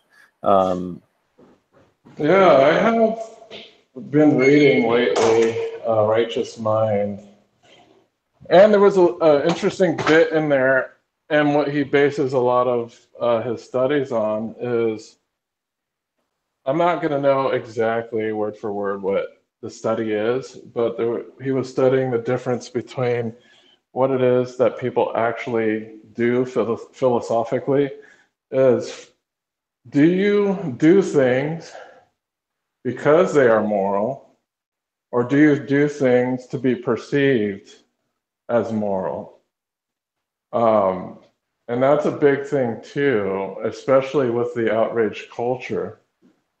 These things that we are getting outraged at are done to show people that we are moral. And I think that is probably one of the things that Jonathan Haidt really touches on in The Righteous Mind. Well, Yeah, and that's why oh sorry, you can go ahead, Hunter. no, go ahead, Andrew. I was gonna say that's why people get mad at me, because I probably often needlessly criticize people when they act like they have the moral high ground, because it's like I don't think that a moral high ground actually exists. And even if it does, if even if it objectively does exist, if you assume the moral high ground, it's not going to help you solve problems, because the people in the opposite group think that they have the moral high ground too. Yeah, Yeah. and ultimately, yeah, that's how you drive tribalization. And I think the other important thing in terms of what you're bringing up is that why are people doing that social signaling? Because they want belonging.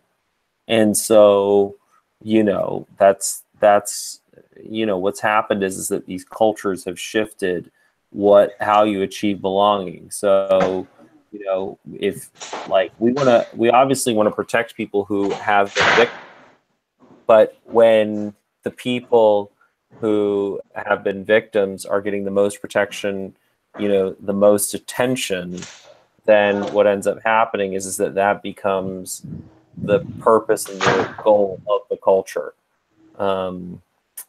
So,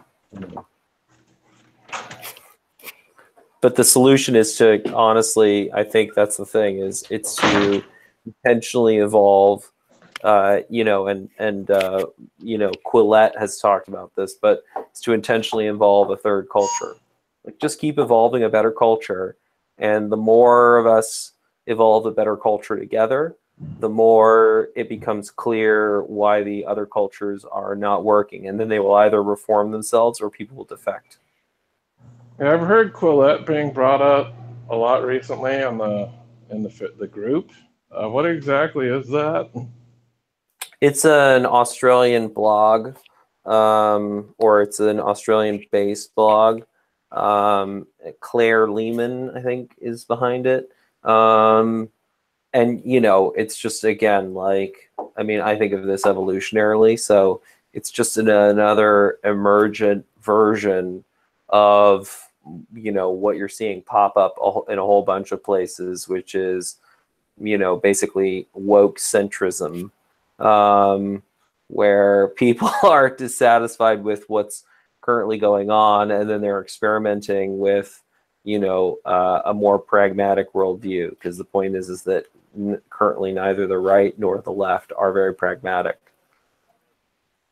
Unless it comes to lobbing missiles, which is kind of strange. It seems that everybody has that.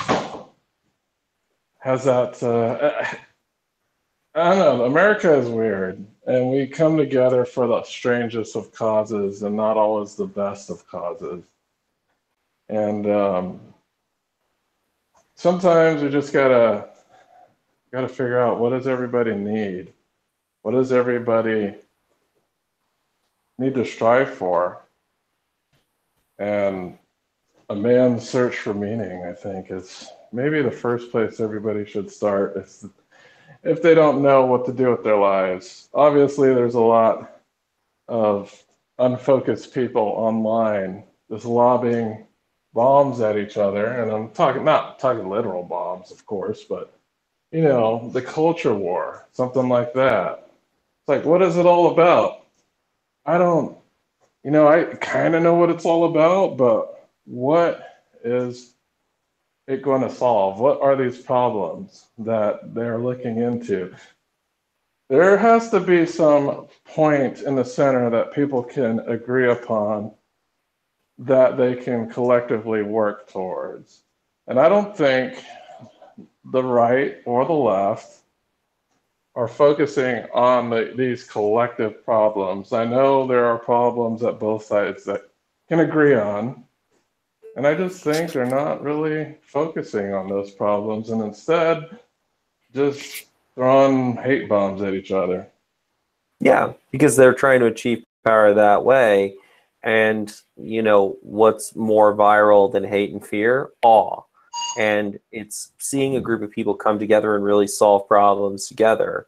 And if you keep doing that, and then what will happen is that people will rush in and they'll want to join that tribe, because then it becomes about signaling, oh, I'm in the pragmatist tribe. I'm in the tribe that actually solves problems.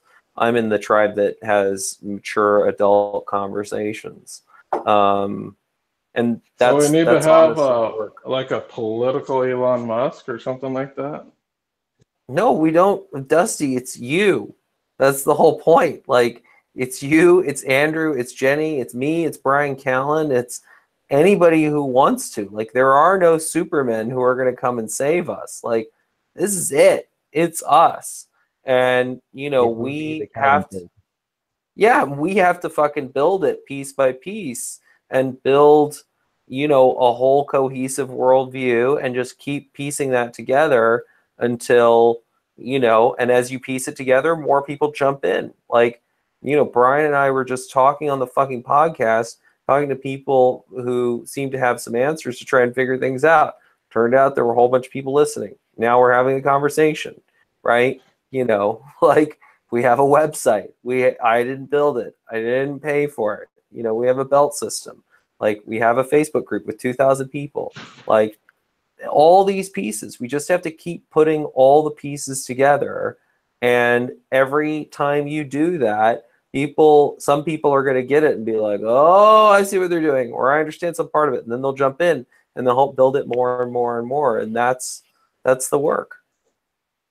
Well, what I would say is, how do you entice people, just like the normal people around us that might be concerned about these same problems that we are concerned about?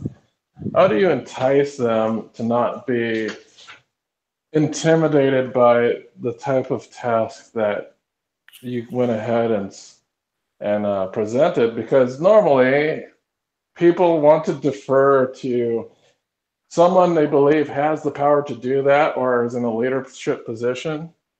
So how do you entice people to become leaders themselves? Well, Dusty, that's just what good game design is. Like, we need to have a series of challenges that are manageable and approachable, that ultimately build people's capacity to play harder and harder levels and harder bosses. But, like, some of it is just like, okay, step one, give your cultural confession. Tell your story. That's all you have to do. It's pretty easy, okay? That could be one version of coming in, right? The other thing, too, is like, okay, help edit some video or help edit some audio, or, share a book that you loved and help break it down. Do a Cliff Notes so that people who don't have time to read the book can get the best parts of the book in 5 minutes rather than in 5 hours. Like, that's the job, is to just keep on creating manageable bite-sized tasks that individuals can do, but that collectively add up to really something that is incredibly impressive. Yeah, I also think it's really important for people to know that failure is progress, and not to see failure as something that is a detriment to their overall understanding of what they're striving for.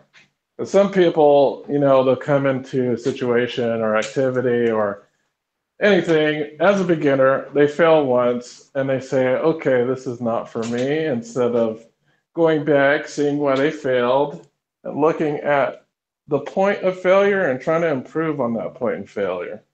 And to not to be intimidated by not being the best at something when you're very starting out. So I think that's also something important for people to know, that if you're afraid of, thinking that you're just a peon in the game, don't worry. Just try over and over again, see what works, look at your failures, and use those failures to progress forward and to correct your game and to get better and to basically game the system. Yeah, and understand that a game needs peons. Like, you can't have a chessboard without pawns. And then, if the pawn progresses all the way across the board, move by move by move, as you're saying, it can become a queen, which is the most powerful piece on the board. So, you know, you have the ability to build and transform yourself, but also like there's value to you doing whatever job you're currently doing and doing it well, because you can't have an army that only consists of a general, or you're not going to be very good as a chessboard if you only have a king. Yeah, I've learned that lesson, like how there are different important roles and everyone, like, we require all the different types of chess pieces on the chessboard for the game. I've learned that more powerfully myself in recent years, because I used to have this like arrogant mindset about like academia and intellectualism and stuff. So I was like, science is the best. Those like regular trade jobs and things like electricians or something like that, those people aren't smart. But then I started actually trying to learn about that kind of stuff, and I realized how complicated it is and how you have to understand a lot more math than I'm good at understanding. And then I also learned how to paint houses and stuff like that. So I was doing that last year, and one thing I learned is that this is a lot more complicated than I thought it was, and you have to develop a really complex skill set to be good at it, and it takes practice to master, just like anything else. Yeah, and we've also fucked ourselves by having exactly the attitude that you're talking about, which I inherited that attitude from my culture hardcore, and it's a shitty fucking attitude, because what you end up doing is you don't respect your tradespeople, so you don't listen and learn from them, and then also you've marked those out as low prestige professions, so people don't go into them, and you end up with a massive shortage of skills. Or the attitude with which people go into them is the attitude of, you know, not taking it seriously and not respecting the job. So it's a like, there are lots of, not like, you can't have a functioning society if everyone isn't valued and everyone isn't doing their job as well as possible. And, you know, fetishizing and creating genius myths and obsessing over superhumans and like some Superman is going to come and save us, like, it just fucks us all. Yes. And I'm looking at some comments here in the chat room. There's a couple people obsessing over going to Brian Callen's funeral, and Jesus. resurrecting him from the dead. I'm not sure what kind of shenanigans you guys are getting into in the chat room. But, necromancy. Also, by the way, Brian doesn't need you to resurrect him. He can resurrect himself. Yeah, he's a vampire, man. The guy doesn't age. He's immortal. Yeah, exactly.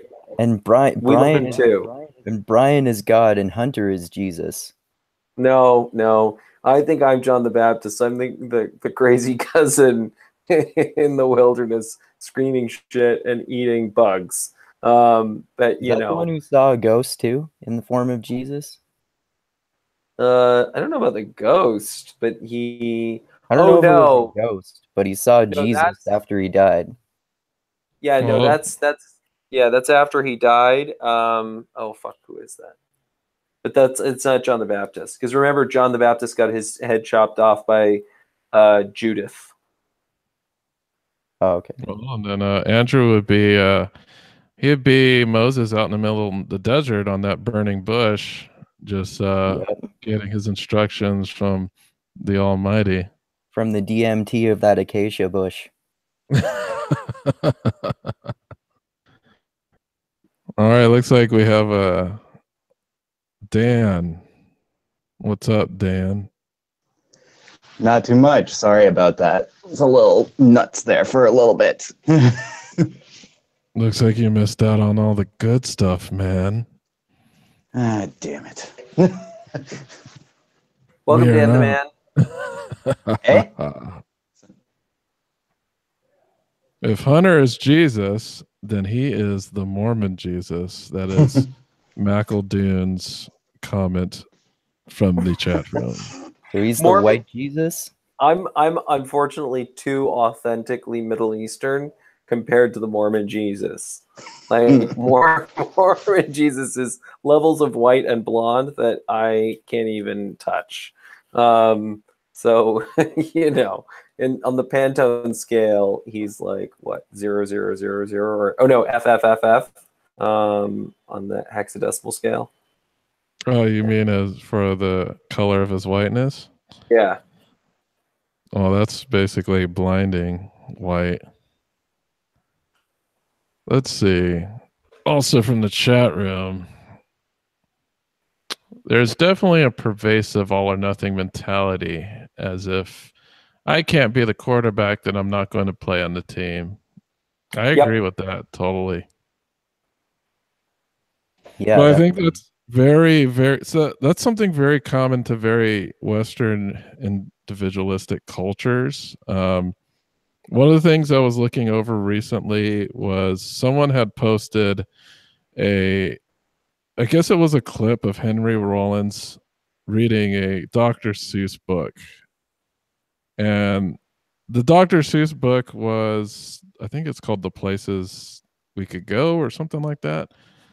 But The Places You'll Go. Yeah, that was the name of it. So he goes through the book in a very cynical manner, just pointing out how weird and individualistic our culture is. There's this one part of the book where I guess you could say the protagonist or main character of the book gets left behind by his friends and is left to his own devices.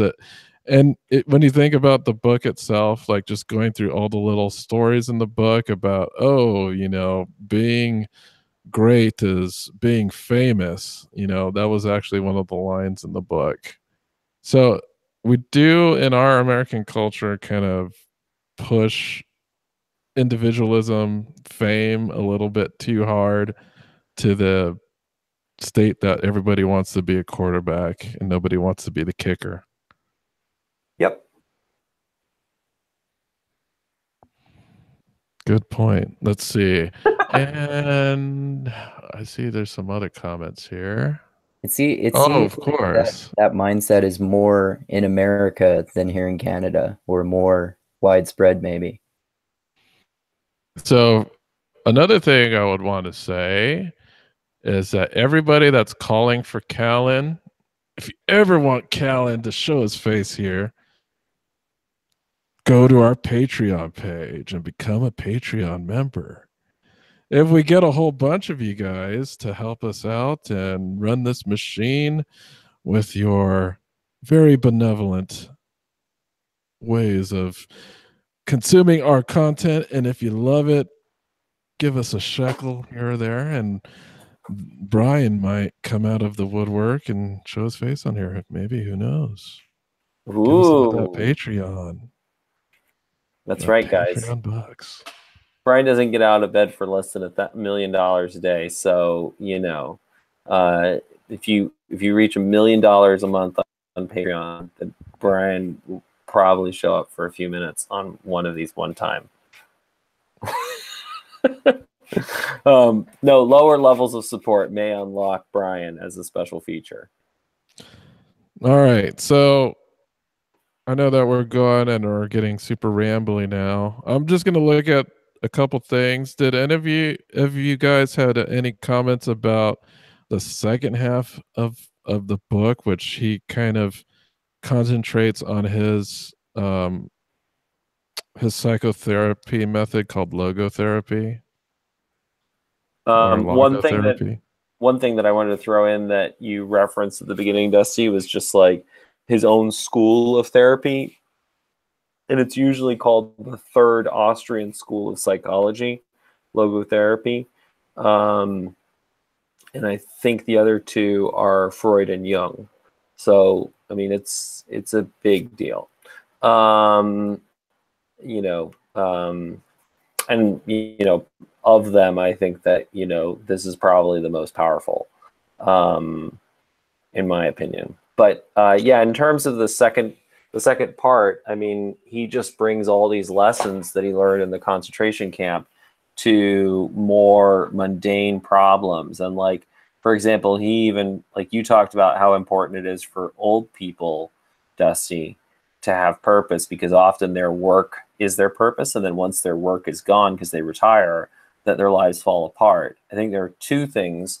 One, he actually had a term, there was a term that they think he came up with called Sunday neurosis. The term refers to a form of anxiety resulting from an awareness in some people of the emptiness of their lives once the working week is over. Some complain of a void and a vague discontent. This arises from an existential vacuum or feeling of meaningless, which is a common phenomenon, is characterized by the subjective state of boredom, apathy, and emptiness. One feels cynical, lacks direction, and questions the point of most of life's activities. People without a meaning in their life are exposed to aggression, depression, and addiction. Does that sound like our society?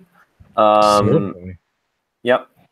So, and then the other thing I wanted to say as well is there's a famous study with retirees where they gave them, some of them a plant, or I think they gave all of them a plant to take care of.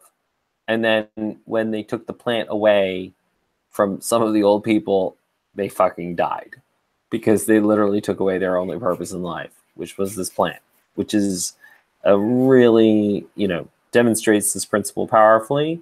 And also just like how desperate and lacking in meaning we are as a society, and especially old people, because like really, like a plant is your only purpose in life. Like, it's a sad state of affairs.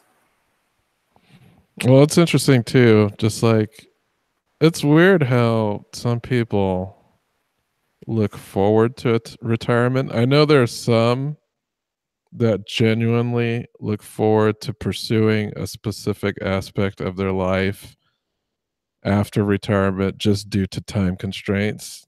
Like, I've known people personally who had these big grand ideas, not specifically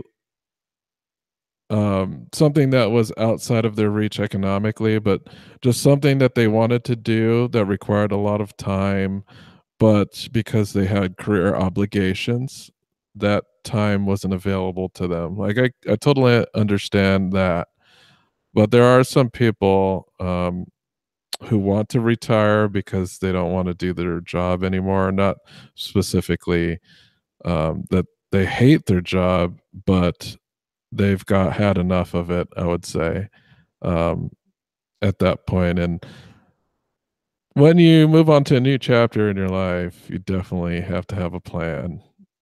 You got to have a plan of what you're going to do next, or something to shoot for at least. Because retiring itself, that's something, but you got to have something that's going to fill that gap of meaning and purpose in your life moving forward. But yeah, it's hard. It's a hard.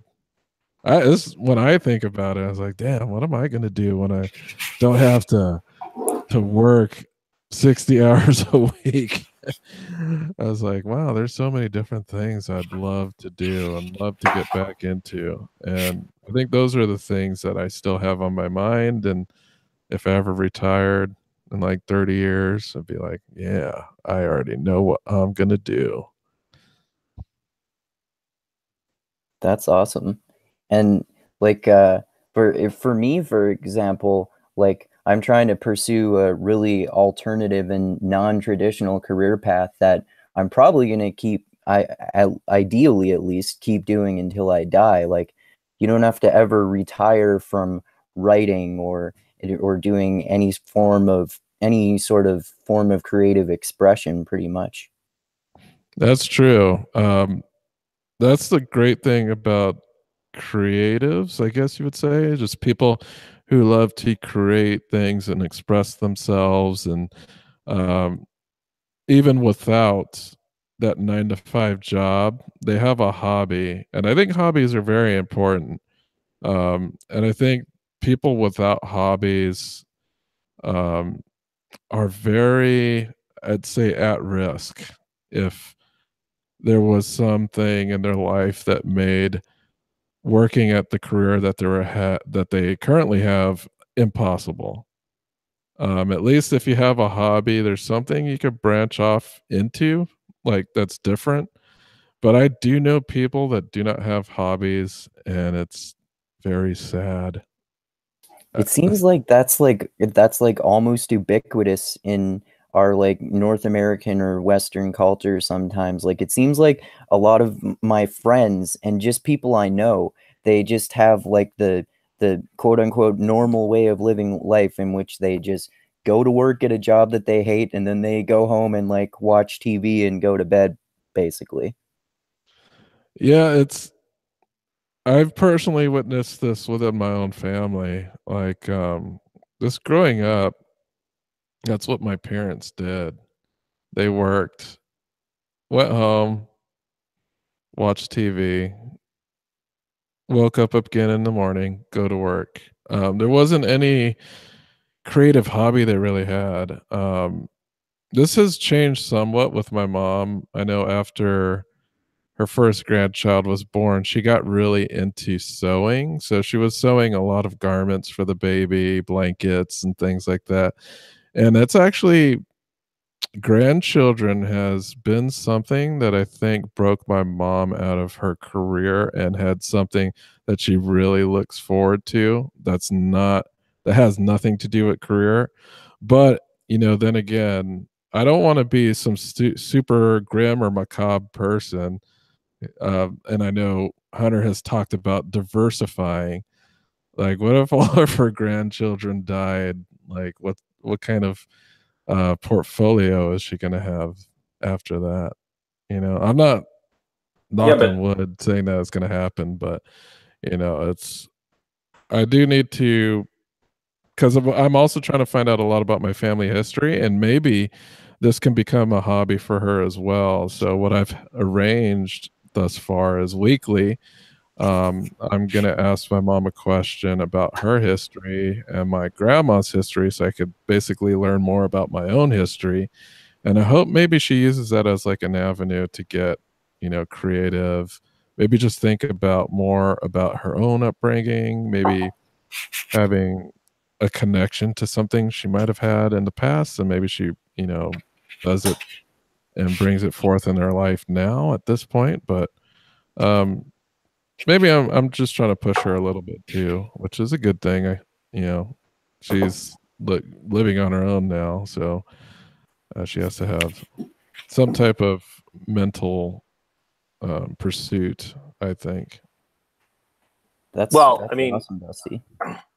well, and I think, firstly, it's important to note that since your daughter's middle name is Khaleesi, she is the Undying, and we don't have to worry about that.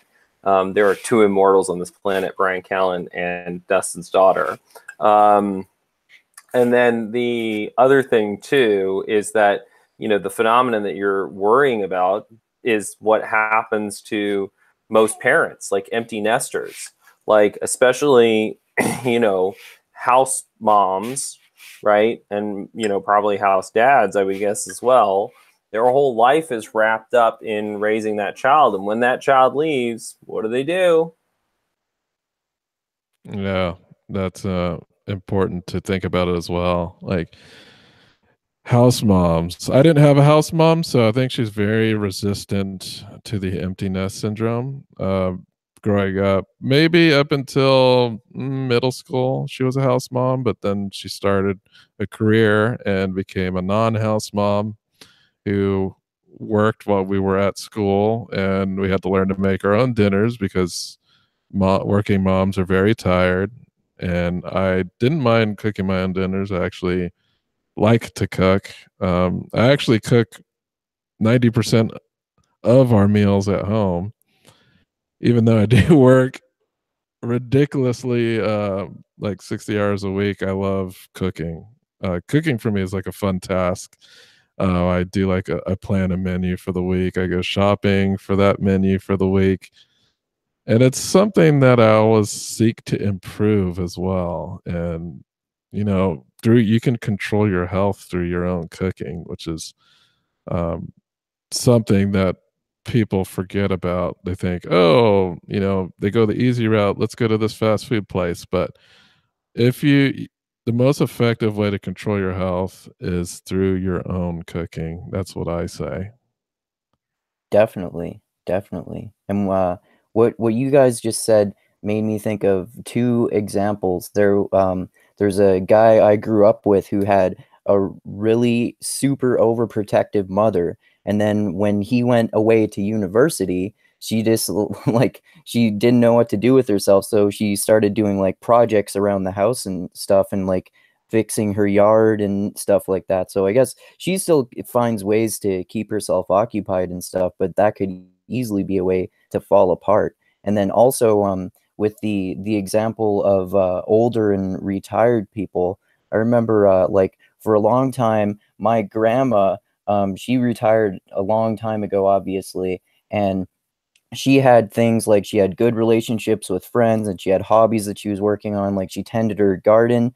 But then more recently she stopped doing all of those things, and she stopped like doing crossword puzzles and getting mental stimulation, which I think might have played a big role in her more recent dementia in more recent years. Yeah, that's possible. Like, I remember back in my conspiracy theory days, I was totally going nuts over beef. Like, I wouldn't eat it at all because I was getting all these messages about, oh, you're going to get mad cow, and mad cow is Alzheimer's, and Alzheimer's is caused by eating beef. So I basically had cut beef out of my life for like 2 years because I thought I was going to get Alzheimer's and mad cow from it. You could probably thank, you know, Coast to Coast AM for that. I did eat a bit healthier. I did cut out, like, because cutting out beef cuts out a lot of fast food as well. So I remember I did lose some pounds, but yeah, Alzheimer's. That's something that I think I'll probably get. Like, if you condition yourself to think that you'll get it, when you get it, you won't be surprised. Is that the way to approach it? You think? Um, I'm just saying, usually for me, when I approach adversity, I literally think the worst is going to happen to me so that if it happens, I won't be surprised. But in thinking that, I'm not anxious, even when I'm thinking the worst is going to happen to me. So, for instance, like I had a vehicle that got towed, and now I don't have it anymore because the vehicle was like 20 years old and it wasn't working, and someone was unhappy about the vehicle being on in a parking lot, so they towed it. I was expecting nothing good to happen because of the car just stopped working, and at the time I didn't have the resources to get it up and running again. So when it did get taken, it wasn't a big deal to me because I was kind of expecting it, but I wasn't anxious about it getting taken because one, the car literally cost me like $1,000, and I had gotten my money's worth from the vehicle. So I was kind of looking at all the bright sides about the money that I used to pay for the vehicle and whether I got my worth out of the vehicle. And it got taken away even though it was inoperable, and I was like, it wasn't such a big deal. I'm not going to stress out over it, and that is fine. Sounds like you have kind of a stoic mindset about it, which is like hoping for the best but expecting the worst. Yeah, I'd say that I do like set goals and everything, but I'm saying when the worst of things happen, I try to prepare myself for the worst of those things. So when the worst of those things do happen, I don't freak out because there's other people depending on me. Like, so say someone in my family gets sick, or something bad happens to my spouse or whatnot. I know people are going to look to me to be somewhat in control of myself so that I'm not freaking everybody else out. I really don't want to be a burden on my family if something struck me that normally would be seen as some very catastrophic thing. I just want to be not burdensome to other people. Like, I understand that people will want to help me and I will indulge in that help, but I don't want to feel like I'm a burden, and I really want to be prepared for when bad, like, just be in the way things happen. Dusty, can I ask you a question? That's it comes. Dusty? Can you hear me? Yeah. Dusty, okay. can I ask you a question? Yeah, certainly. What do you think somebody who's not you hearing that narrative might hear? They might, I don't know, because I'm me, so somebody else has to tell me what they might think I think. Like, it's hard for me to look outside myself and to look at myself and to criticize myself. That's one of the reasons why you need people around you to know if you're doing something that's really strange or out of whack.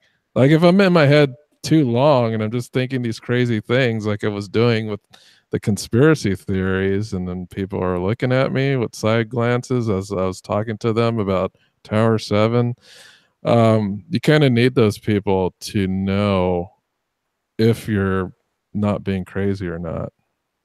Well, so I mean, as your friend, like, what I hear is that it's all about Dusty has to, carry the weight. Dusty has to be responsible. Dusty doesn't get to be a burden. Dusty doesn't get to be hysterical or lose his shit. Dusty always has to be held together.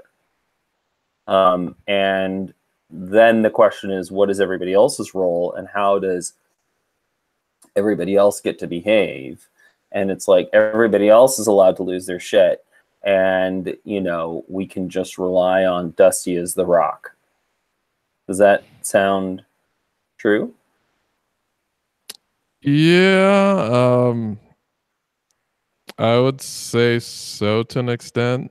Like, I don't think anybody I've ever known, probably outside my mom, who would probably observe me as a child, maybe as having a tantrum when I was younger. Nobody I know would say that I am a person that would lose their shit. It's like kind of an impossibility. Like, I don't even know if I can. I can't say that I can't lose my shit, because I have, but nobody knew about it. Right.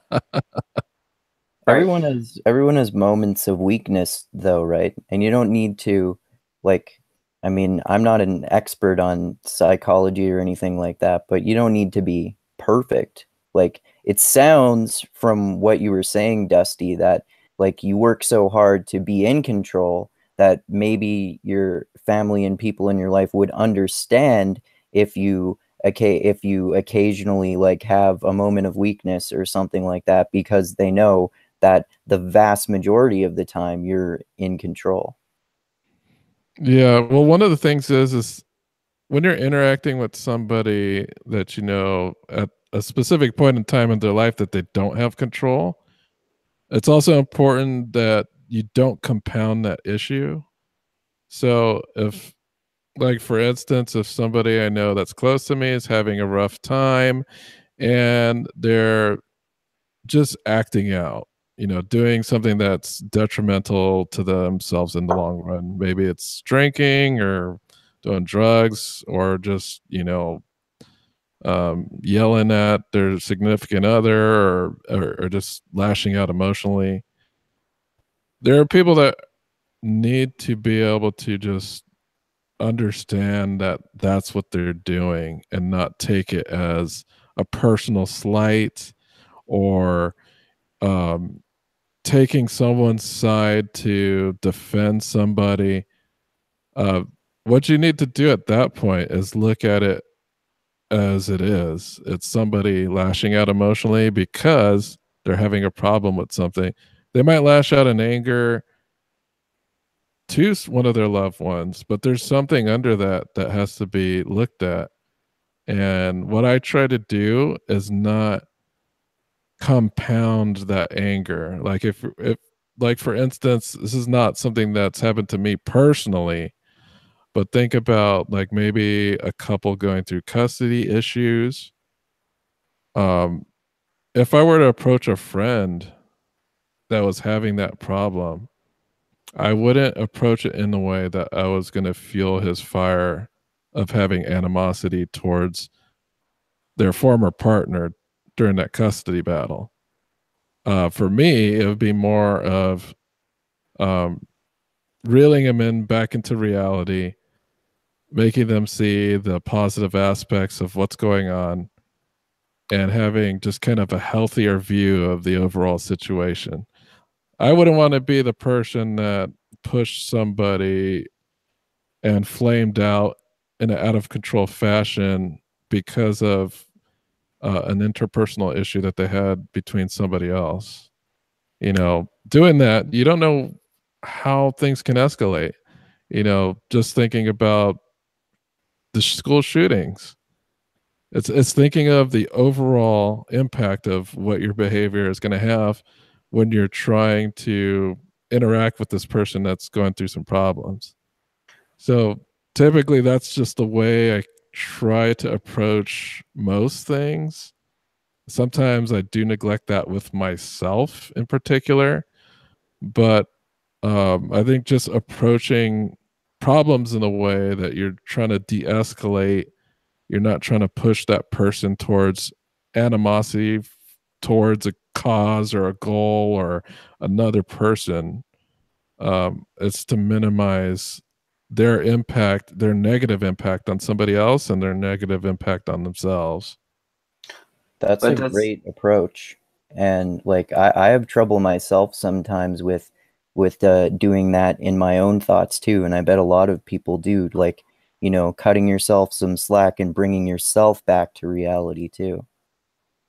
And I think Dusty, that's my question, is how much slack does Dusty cut himself? It seems like Dusty cuts everyone else slack, but like, you know, that you said that if you got Alzheimer's, you knew that other people would come help you and you would indulge in that help, right? Like that's a very interesting, I would never have used that turn of phrase. And I just feel like it seems like you being the together one is so much of what your identity is, and that like I don't even know how Alzheimer's came up, but it sounds like it's something that you think about, because, or was it going off of what Andrew said? No, like I think about it because I already think I'm going cuckoo. So I was like, okay, I'm going cuckoo now. I'm probably going to be cuckoo in the next 30 years. What does cuckoo mean though to you? For me, it means like learning cognitively. Just I remember like when the last was in college, I was 26. Like I absorbed information like I was a sponge. And this was like when I was going to school for music and everything. I was the top guy. Everyone asked me questions because they didn't want to ask the professor questions, and the professor liked me so much that she would go on vacation and say, "Hey, can you house sit for me?" Oh, yeah, sure. Like usually when like I remember a time when too I got bored and I started getting like worse grades, and then she gave that task to somebody else. So I think when I was younger I had a lot easier time absorbing information. I don't know if it's just the institutionalized way that I am used to absorbing information. Going through the school system, college system, everything is set up for you to sink in and test your knowledge, and you're on a very linear path from A to B.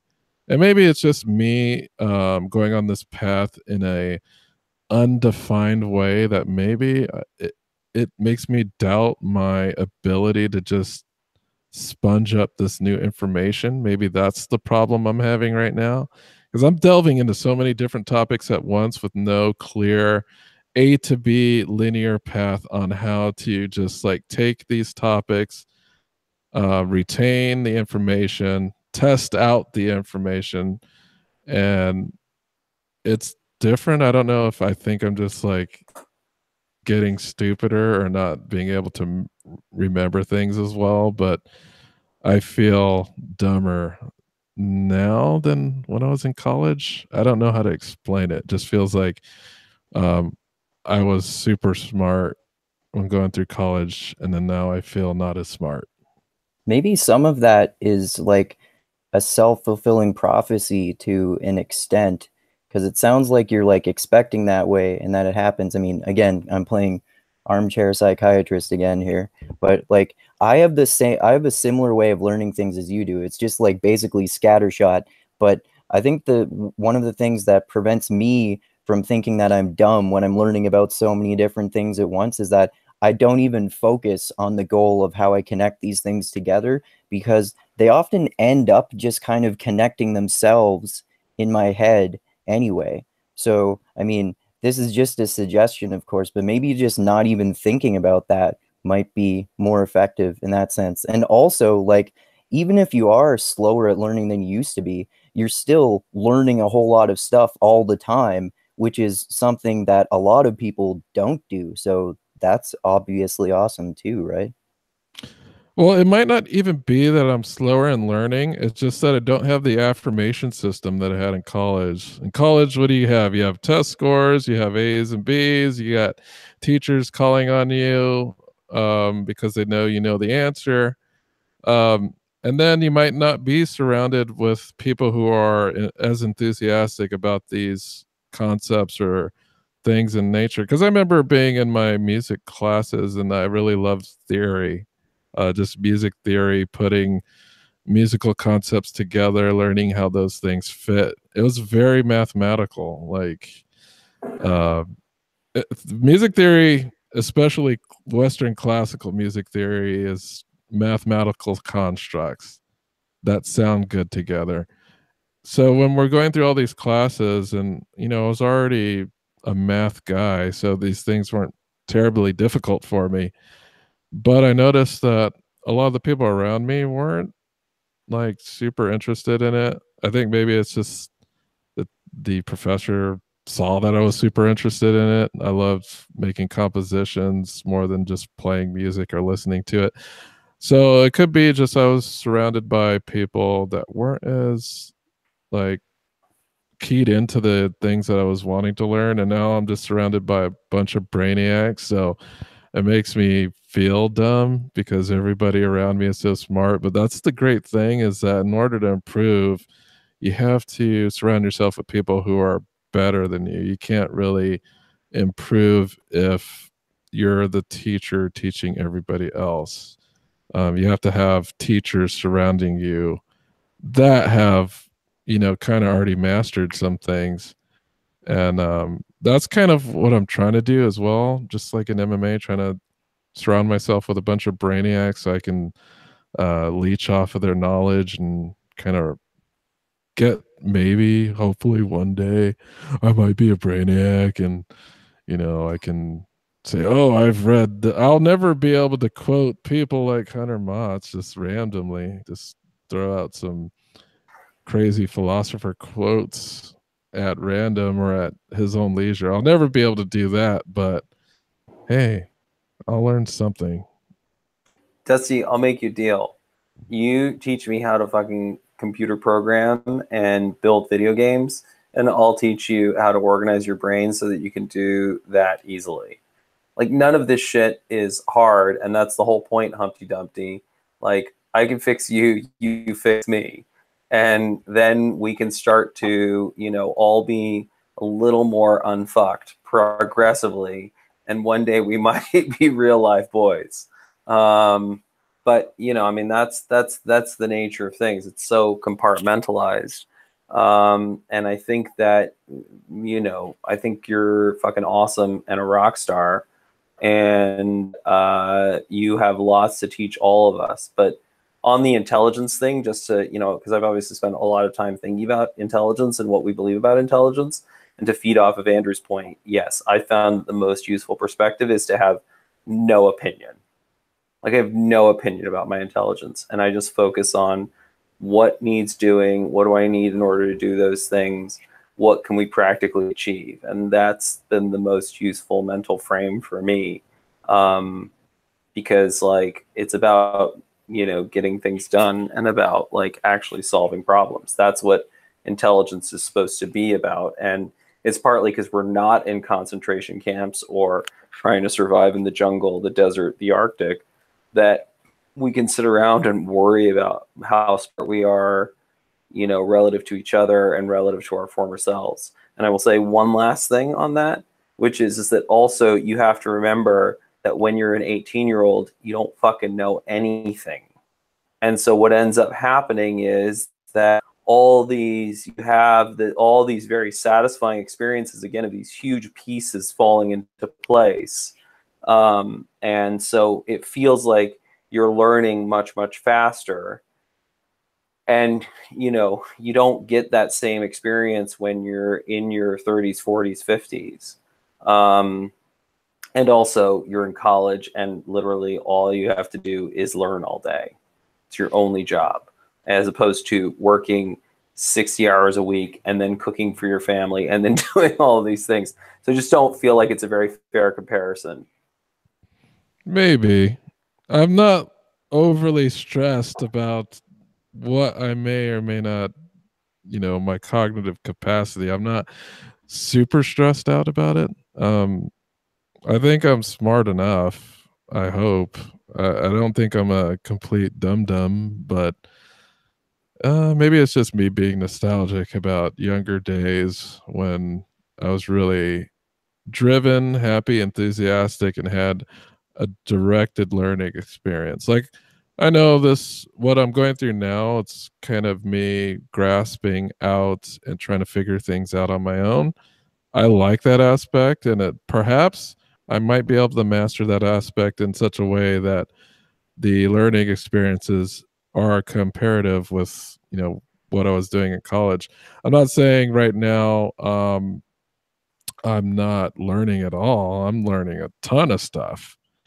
It's just very random and weird things that I learn. Like as far as like me teaching, it's so hard because I don't have these things organized in a way that I feel like I can teach. Like, I could teach very basic stuff, but the stuff that I would teach has my own vocabulary that doesn't even jive with what an industry standard would be.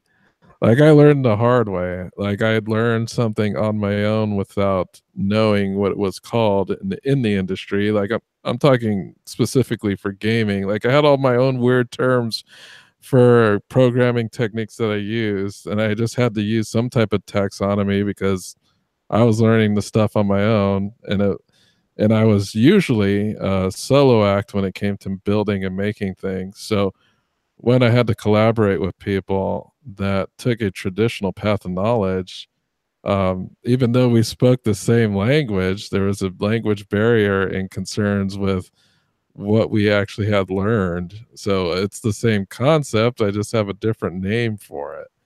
And people would find that odd, especially when a lot of people expect you to have like this regimented knowledge that is all comes from the same source. Like, if you're going to college, everyone's going to call everything the same terms. So there was a bit of a language barrier. I still have that language barrier when it comes to programming. I still have a lot of my own terms, but they mean different things academically, like from an academically derived learning system. So one of the things I have done is just go back and relearn stuff just so I can know the right terms for them. Even though I already know what it is, I just have to know how to speak to other people and communicate with those people in regards to what a specific term I would use. Oh, that's what it is. So now I can communicate with this person for this design structure in C++. So yeah, that's probably one of the biggest problems I've had, but I'm still trying to conquer that as well. But that's also how you develop an organized brain. Like, you having to teach a bunch of people means that you're constantly having to organize this knowledge and frame it and connect it and manage what tools you and cards you have ability at your disposal to be able to play, so that you get really, really good at, like, oh, I've got this toolkit of all these things at my disposal. I'm going to play this one. I'm going to play this one. I'm going to play this one. And it's the ability to know, like, you just have to, like, raw teaching time is what will force you to do that. Raw writing time, raw anything time. It's a higher level of demand and challenge to, you know, if you're writing to a group of your peers, it's just not that challenging because you all know the same jargon. They're already familiar with the concepts. Like, you can assume a bunch of knowledge.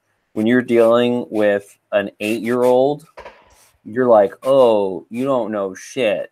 Like, how, based on what you know, am I going to communicate this knowledge? And you're like, it's like Powerpuff Girls, because or it's like Pokemon, or it's like this movie that I know that you've never fucking heard of with John Candy, and I'm going to show you this movie clip, and then you'll get the principle, and then we'll have like a shared taxonomy that we can talk about. Like, I literally used the scene from, in terms of how to use your attention, I use again and again the scene from The Great Outdoors where John Candy eats the old 96er. And I'm like, yeah, that's how, you know, math word problems or Shakespeare or anything is. It's old 96er. You just have to go through it bit by bit by bit by bit. And you even have to eat the gristle. And it's about breaking the thing down. And then they're like, oh, I get that. But, like, I'm referencing this movie that they've never fucking heard of with this actor who they've never fucking heard of. And then, you know, like, that's sort of the first thing. And then I spend enough time with them and I'm like, what movies do you like? I'm like, oh, you like that movie? Oh, that movie has an analogy. Let's use that analogy so that we'll use that as our shape for, but that's what forces you to organize. So it's not hard to organize your brain. You just have to try and communicate to a lot of different people as much material as possible. Yeah, I think I know exactly what my issue might be, because I think you've mentioned this. I don't know if it was on the podcast or on one of the chats, but you said there's this thing called like imposter syndrome or something like that. I didn't bring it up, but people have talked about it for sure. Yeah, I sometimes I feel that way because, like, I'll get, like, from my past, you know, I've worked on some big games and sometimes I feel I shouldn't be there just because I have just like this really untraditional path of getting there. And, you know, these people seem smarter than me, but maybe I shouldn't be there. It's just something I got when I was working with like a bunch of smart people and I didn't really get in my position the way they did. It was just like a very different way. I still have that sometimes about being in mixed mental arts because, like you were saying earlier, Dusty, sometimes I feel like I'm an idiot surrounded by geniuses. Well, I actually don't feel as much that way with MMA because I think I feel just free in MMA because I know I say a lot of dumb things and sometimes on purpose to see how people will react to them.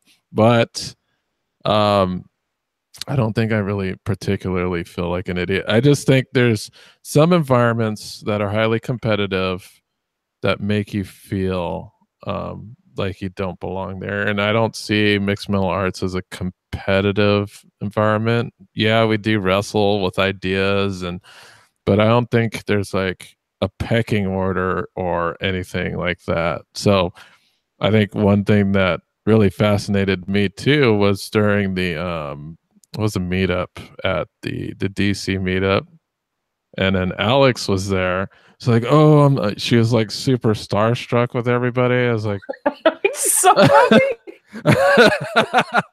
she was. I know she would agree too. And she was super starstruck with everybody. And I was like, oh, we're just regular people.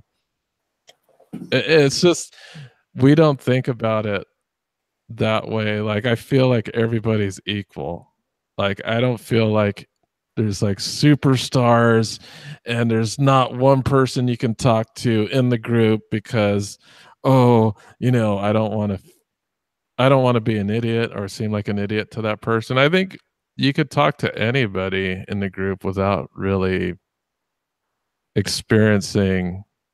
I know we have Daniele in there and everything, and like I don't feel that competition or that we raise anybody up on a pedestal. Really, I don't feel that in MMA at all. It's not such a cult that, well, there's Emperor Callan, yes, but like everybody else in the group, I don't feel that there's like this pecking order. I just don't feel it. I'm just talking about my experiences like in other work environments. I just don't feel that pecking order here in mixed mental arts. Well, and Yeah, I think I wasn't talking about like a hierarchy or anything. Like sometimes it just seems like people are more well-read and understand ideas in more detail than I do. That's all. Well, here's one thing. Someone's always going to be more well read on the subject than you are, no matter what. So you really shouldn't worry about that. And it's probably a good thing that somebody's more well read on something, because one, you'll learn something from them. And it's always great to have people around you that know things that you don't, so that you can learn something new from them. So it'd be pretty boring if you knew everything and nobody knew around you knew nothing. Like, what would be the point? You know what I mean? So it's a Totally. good thing. It's a good Yeah. thing that somebody's smarter than you on a specific subject. That's Like, why I try to talk to like so many people and learn from as many people as possible, especially since I joined mixed mental arts, because I just want to learn about different ways to approach ideas from as many different and unique perspectives as possible. yeah, I don't think you in particular should be worried. Like, aren't you getting Thaddeus Russell on your live stream? Yeah, so I'm I don't super see why you excited should about be worried. I don't see why you should be worried. You seem like you're able to talk to like super smart people, and they're getting on live streams with you, so you shouldn't really be worried. They're looking to talk to you. That's great. That's something that you should look forward to and say, hey, yeah, I guess smart people, quote unquote, are looking to talk with me. So that must say something about you, right? Fuck yeah, that is definitely helping me get more confident for sure. Yeah, man. Confidence is a fun thing. It's fun and it's bad at the same time. Just don't want to have well, too much of it. Yeah. and that's the point. Once like what gets you over being starstruck is spending enough time with people, and then then that luster wears off, and either you realize they're an asshole or they're a decent person. Which is precisely why Brian will never be on one of these, because no one must ever meet the Emperor. That's how he maintains his power and his mystery. He has to stay but- far away. Exactly, he has to stay behind the curtain. But the the other thing that I would just say as well is that like the whole point is that guaranteed like 130 million books, 60 million scientific papers, like your knowledge is limited and local. I mean, I just think like, and this goes back to what you were talking about earlier about the skilled trades. Like, you put me in the environment of like having to deal with a fuse box or, fucking even do basic plumbing. Like I'm a fucking idiot. Right. And so that's the whole thing is that, it doesn't matter, take a surgeon. Like surgeons aren't just like, yeah, throw any operation at me. No, they do specific kinds of operations and they do very specific areas. So everybody's knowledge is hyper limited, and that's why you need a group that is not about hierarchy and dick measuring and status and doesn't have like disrespect, because you ultimately need to have good respect and value all the members of the team in order to have good information flows. Which is, that's the biggest thing in terms of the individualism and the genius myths. Like, that's the biggest thing we have to unfuck from our culture is like, hey, to have a functional society, we need a president, we need lawyers, we need doctors, we need electricians, we need plumbers, we need trash collectors, we need moms, we need dads, we need all these different teachers, whatever it is. There are so many different jobs that need to be fulfilled, and all of them count. All of them matter. And, it doesn't matter what your current job is, it's important and we need it. And thank you for doing it. And, how can we support you to do your job better? How can we be more useful? And then we give each other purpose. We give each other responsibility. We take responsibility, and we all are going to have better outcomes as a society. You know what would be crazy? Yeah. I don't know if this would be a doable idea, but you've heard of the show Undercover Boss, right? Like, what if you had that show, but just for regular people to see what a certain job is like? It's kind of like an open house for a profession. Like, it could be any profession, carpentry, smithing, the trades we're talking about, or just jobs that seem illustrious, or people just don't really have a real understanding of what they do and how it affects everybody in our society. I think that would be something interesting that could be perhaps pursued by MMA or something like that. I think that's a great idea. Yeah, it's Be an awesome idea. undercover brother.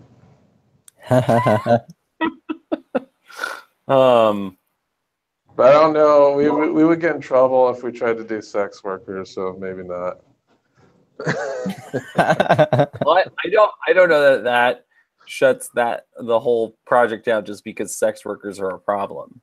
Like, there are plenty of other jobs that we can do. And you could also, by the way, just do it interview style, where you get people to talk about their jobs and what are the important lessons that they've learned. And you can even do that with sex workers. Like, there are plenty of people who have had, and we've had Asa Akira on the podcast. Well, that's true. When was the last time we've had a comedian on the podcast? Well, actually, Brian wants to get a bunch more comedians on the podcast. Yeah, because I think some people might get like academic burnout.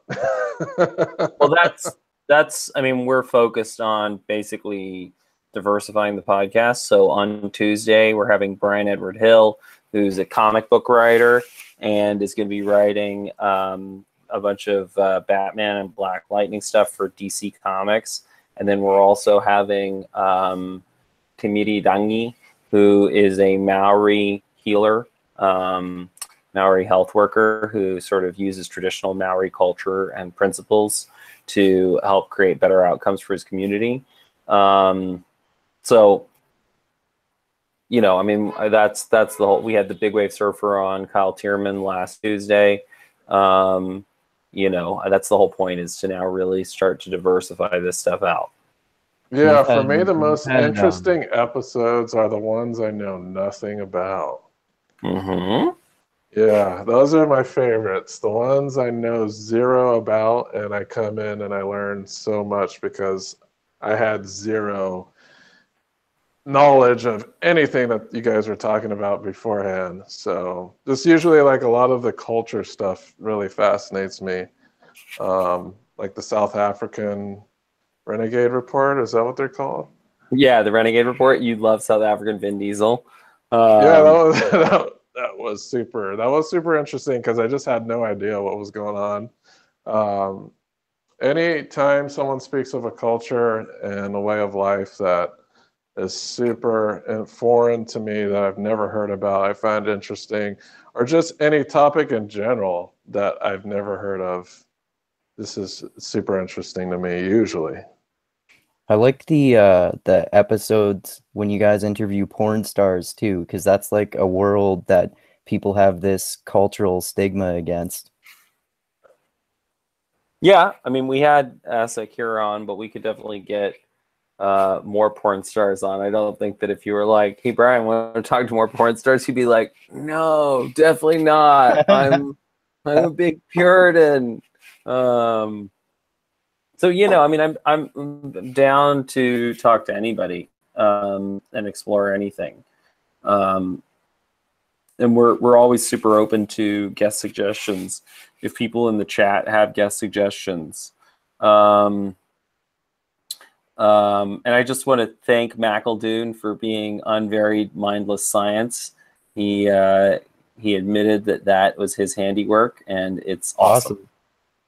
That's awesome. Get Ryan Keeley or Chris Voss. Is Chris Voss behind the overpriced water?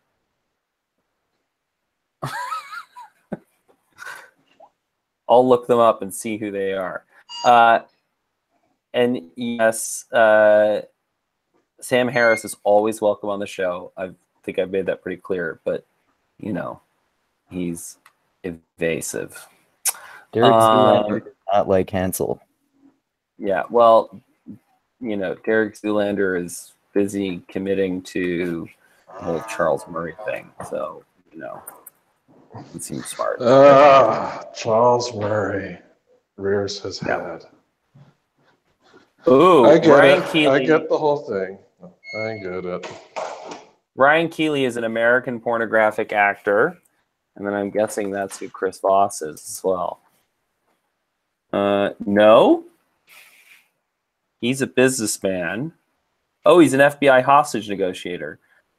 We actually had Gary Nessner on, who was one of the he was the chief hostage negotiator for the first half of Waco. So that really? podcast, that podcast has been recorded and will be released soon.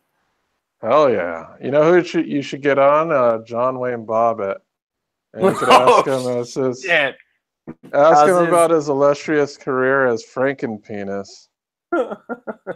What? What is that? I've never heard of that. You not know who John Wayne Bobbitt is? No. Well, that's because you're Canadian and too young. John Wayne Bobbitt was a man who was I think he was like abusive to Lorena Bobbitt, and then she, while he was sleeping, cut off his penis and threw it on the front lawn. Yeah. And that's only half the story. Oh, okay, tell the rest of the story. All right, so he got his penis stitched back on, and then he became a porn star, and his stage name was Frankenpenis. That's awesome. That would be an interesting story. Frankenpenis. Well, here I'm just going to read this article. Go ahead. I'm going to read this article from People where it answers this question. More than 23 years after John Wayne Bobbitt's penis was reattached after his wife cut it off, people have one burning question. Does it still work? Bobbitt gets that question a lot. In Saturday's episode of Scandal Made Me Famous, the 49-year-old answers the question by recalling an incident that happened about a week after his surgery, when he got an encouraging sign that the surgery had been successful. I called my mom from the hospital, he laughs. My mom answered, and I said, Mom, I can't believe it. I got an erection. My mom said, I don't want to hear that. Talk to your dad. Still, everyone was curious about his function, so Bobbitt made a series of adult films in the mid-1990s to show off what he could do. It turned out to be a lucrative move for him. My movies were the best-selling adult videos in history, he says. I won awards for it, and I traveled around to different countries and went to award shows and stuff. That's so awesome. Also, the Scandal Made Me Famous. Bobbitt's surgeon, Dr. David Berman, talks about the challenges of the delicate 10-hour surgery. With microsurgery, you either establish the circulation and it works or it doesn't. There's no in between. So I certainly hoped it worked. I would have felt horrible if it didn't work. Frankenpenis. Bobbitt says that Dr. Berman gave him a gift he can never repay. It was the happiest day of my life, he recalls. It was amazing. So there you go. See, that's the point, guys. Look, he felt like Humpty Dumpty, and then he couldn't put himself back together again. So he called up Dr. David Berman, and Dr. David Berman made kintsugi. And then he realized that everybody was asking him about his sexual function, and then he made kintsugi out of the fact that his wife chopped off his dick and became an So I think she either did it with I think she did it with scissors or like head shears or something. Oh, really? Yeah, I don't think she used a knife. I think she like literally like chopped it with some shears, some preening shears or something like that. At least that might be less painful. Well, but the other thing I wonder is that if that made it a clean cut, which then made it easier to reattach.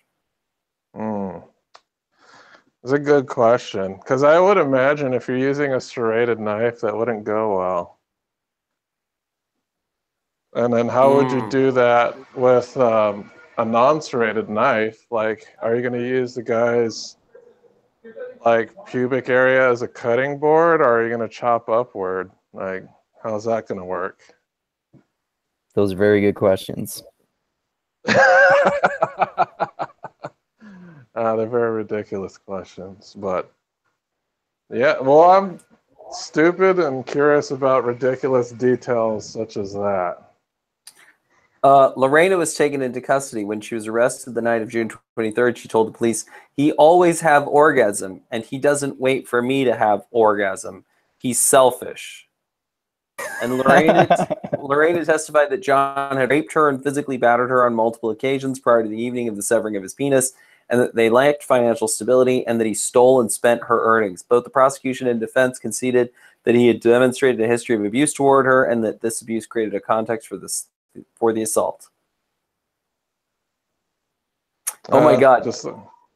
John Wayne Bobbitt also formed a band called The Severed Parts. And Frankenpenis was one of his adult films. The other one was John Wayne Bobbitt Uncut.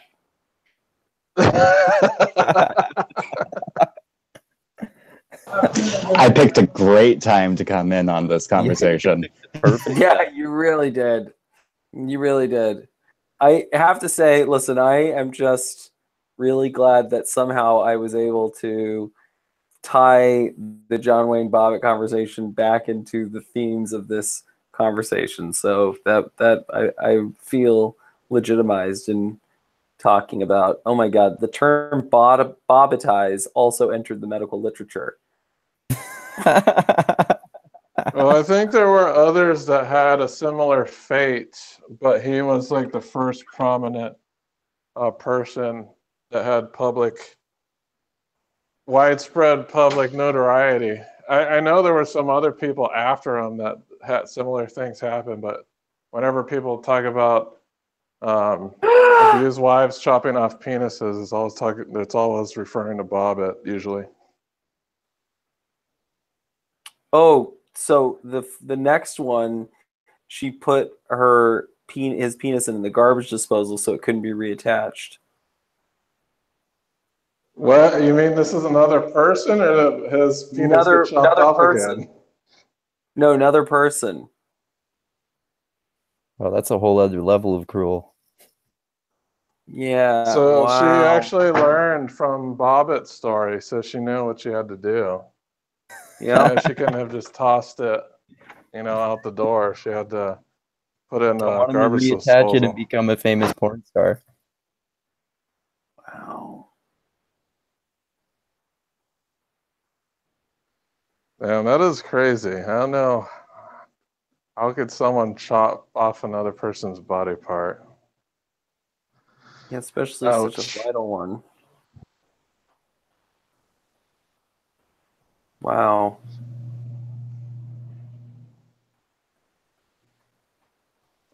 Well, I bet that used to happen like a lot more in maybe earlier periods of history, like as a torture technique or something like that. Yeah, for sure. That definitely happened.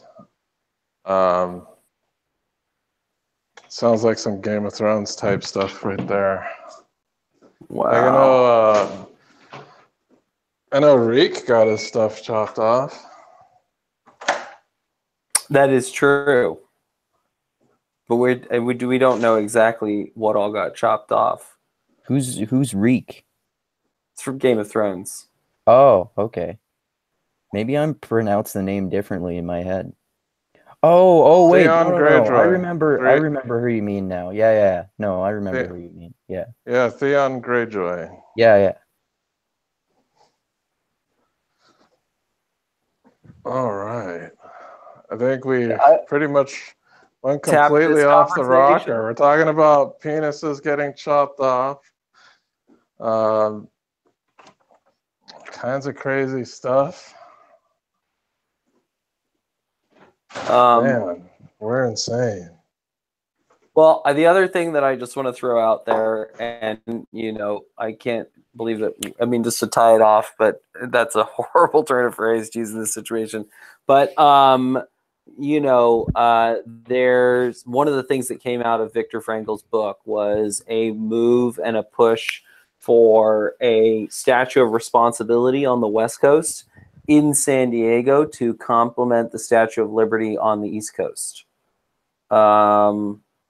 So, wow, that's a pretty cool idea. Yeah, and I think Stephen Covey was the big sort of advocate for it, but it came out of an idea that Viktor Frankl was the guy who originally had the idea for the Statue of Responsibility. Yes, because is Stephen Covey an author? The name sounds familiar. Yeah, 7 Habits of isn't it 7 Habits of the Highly Successful? 7 Habits of Highly Successful People. Yeah, it's the 7 Habits of Highly Successful okay. People. That's his most famous book. But he has a series of other things like The 8th Habit, First Things First, and then The Third Alternative, a bunch of different ones. But yeah, I mean, Dustin, I thought you would appreciate that, the fact that it's a Statue of Responsibility in San Diego. Yeah, I'm just trying to think of where they would put it. They probably put it in Mission Bay or either Coronado Bay or Mission Bay. That's where it would go. Well, I'm going to post an article about it from the Viktor Frankl website and the Mixed Mental Arts Facebook group, and then you can see it. Do you know why they chose San Diego? I think it's probably because it's opposite New York. Yeah, it's the biggest city in the most southwestern area in the country. Also, putting a Statue of Responsibility in Los Angeles just wouldn't make sense. It wouldn't be possible.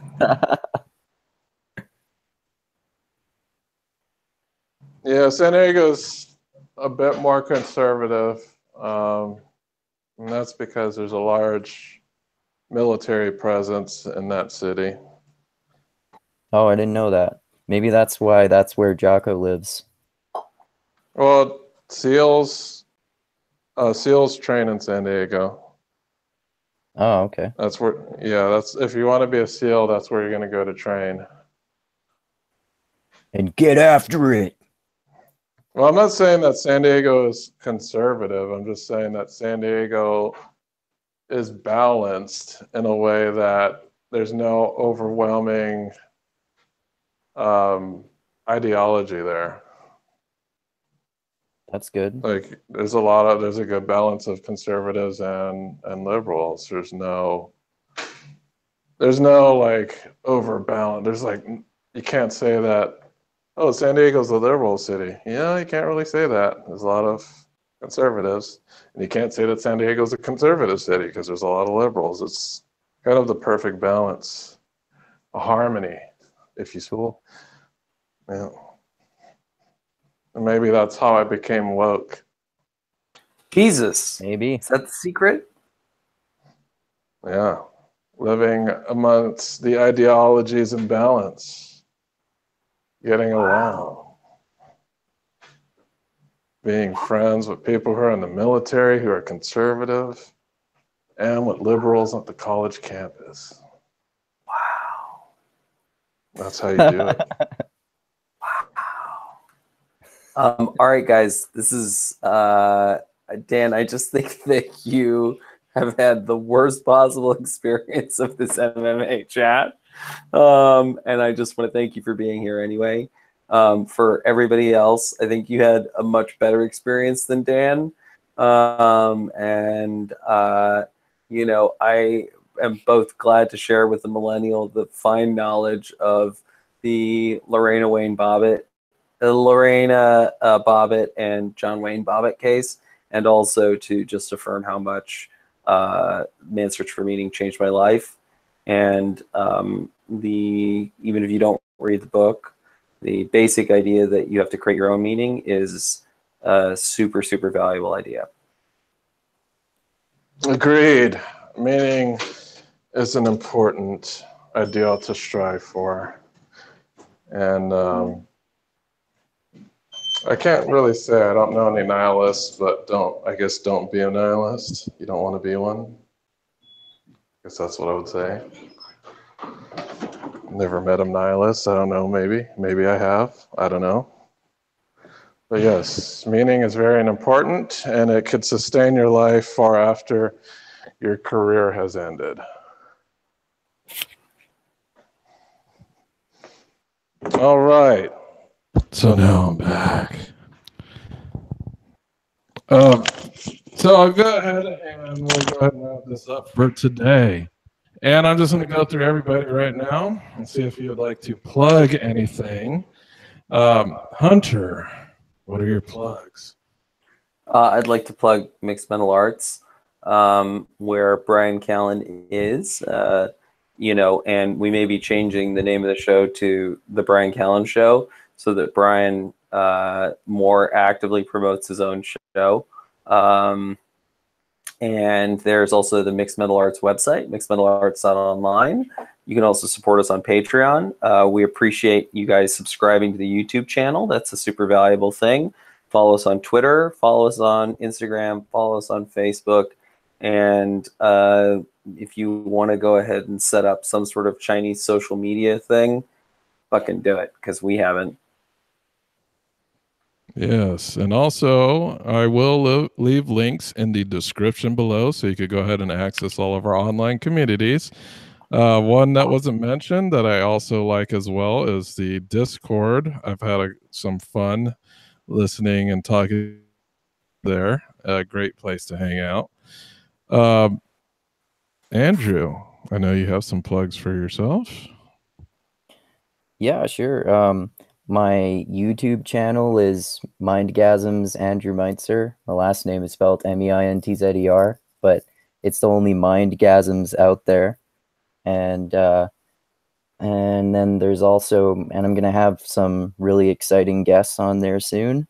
And yeah, my blog is also called Mindgasms that you can find at mindgasms.theblogpress.com. And I'm on all the social medias, the Facebooky boo-ha and the Twitter and whatnot. Actually, I guess just a few, not all of them, but yeah.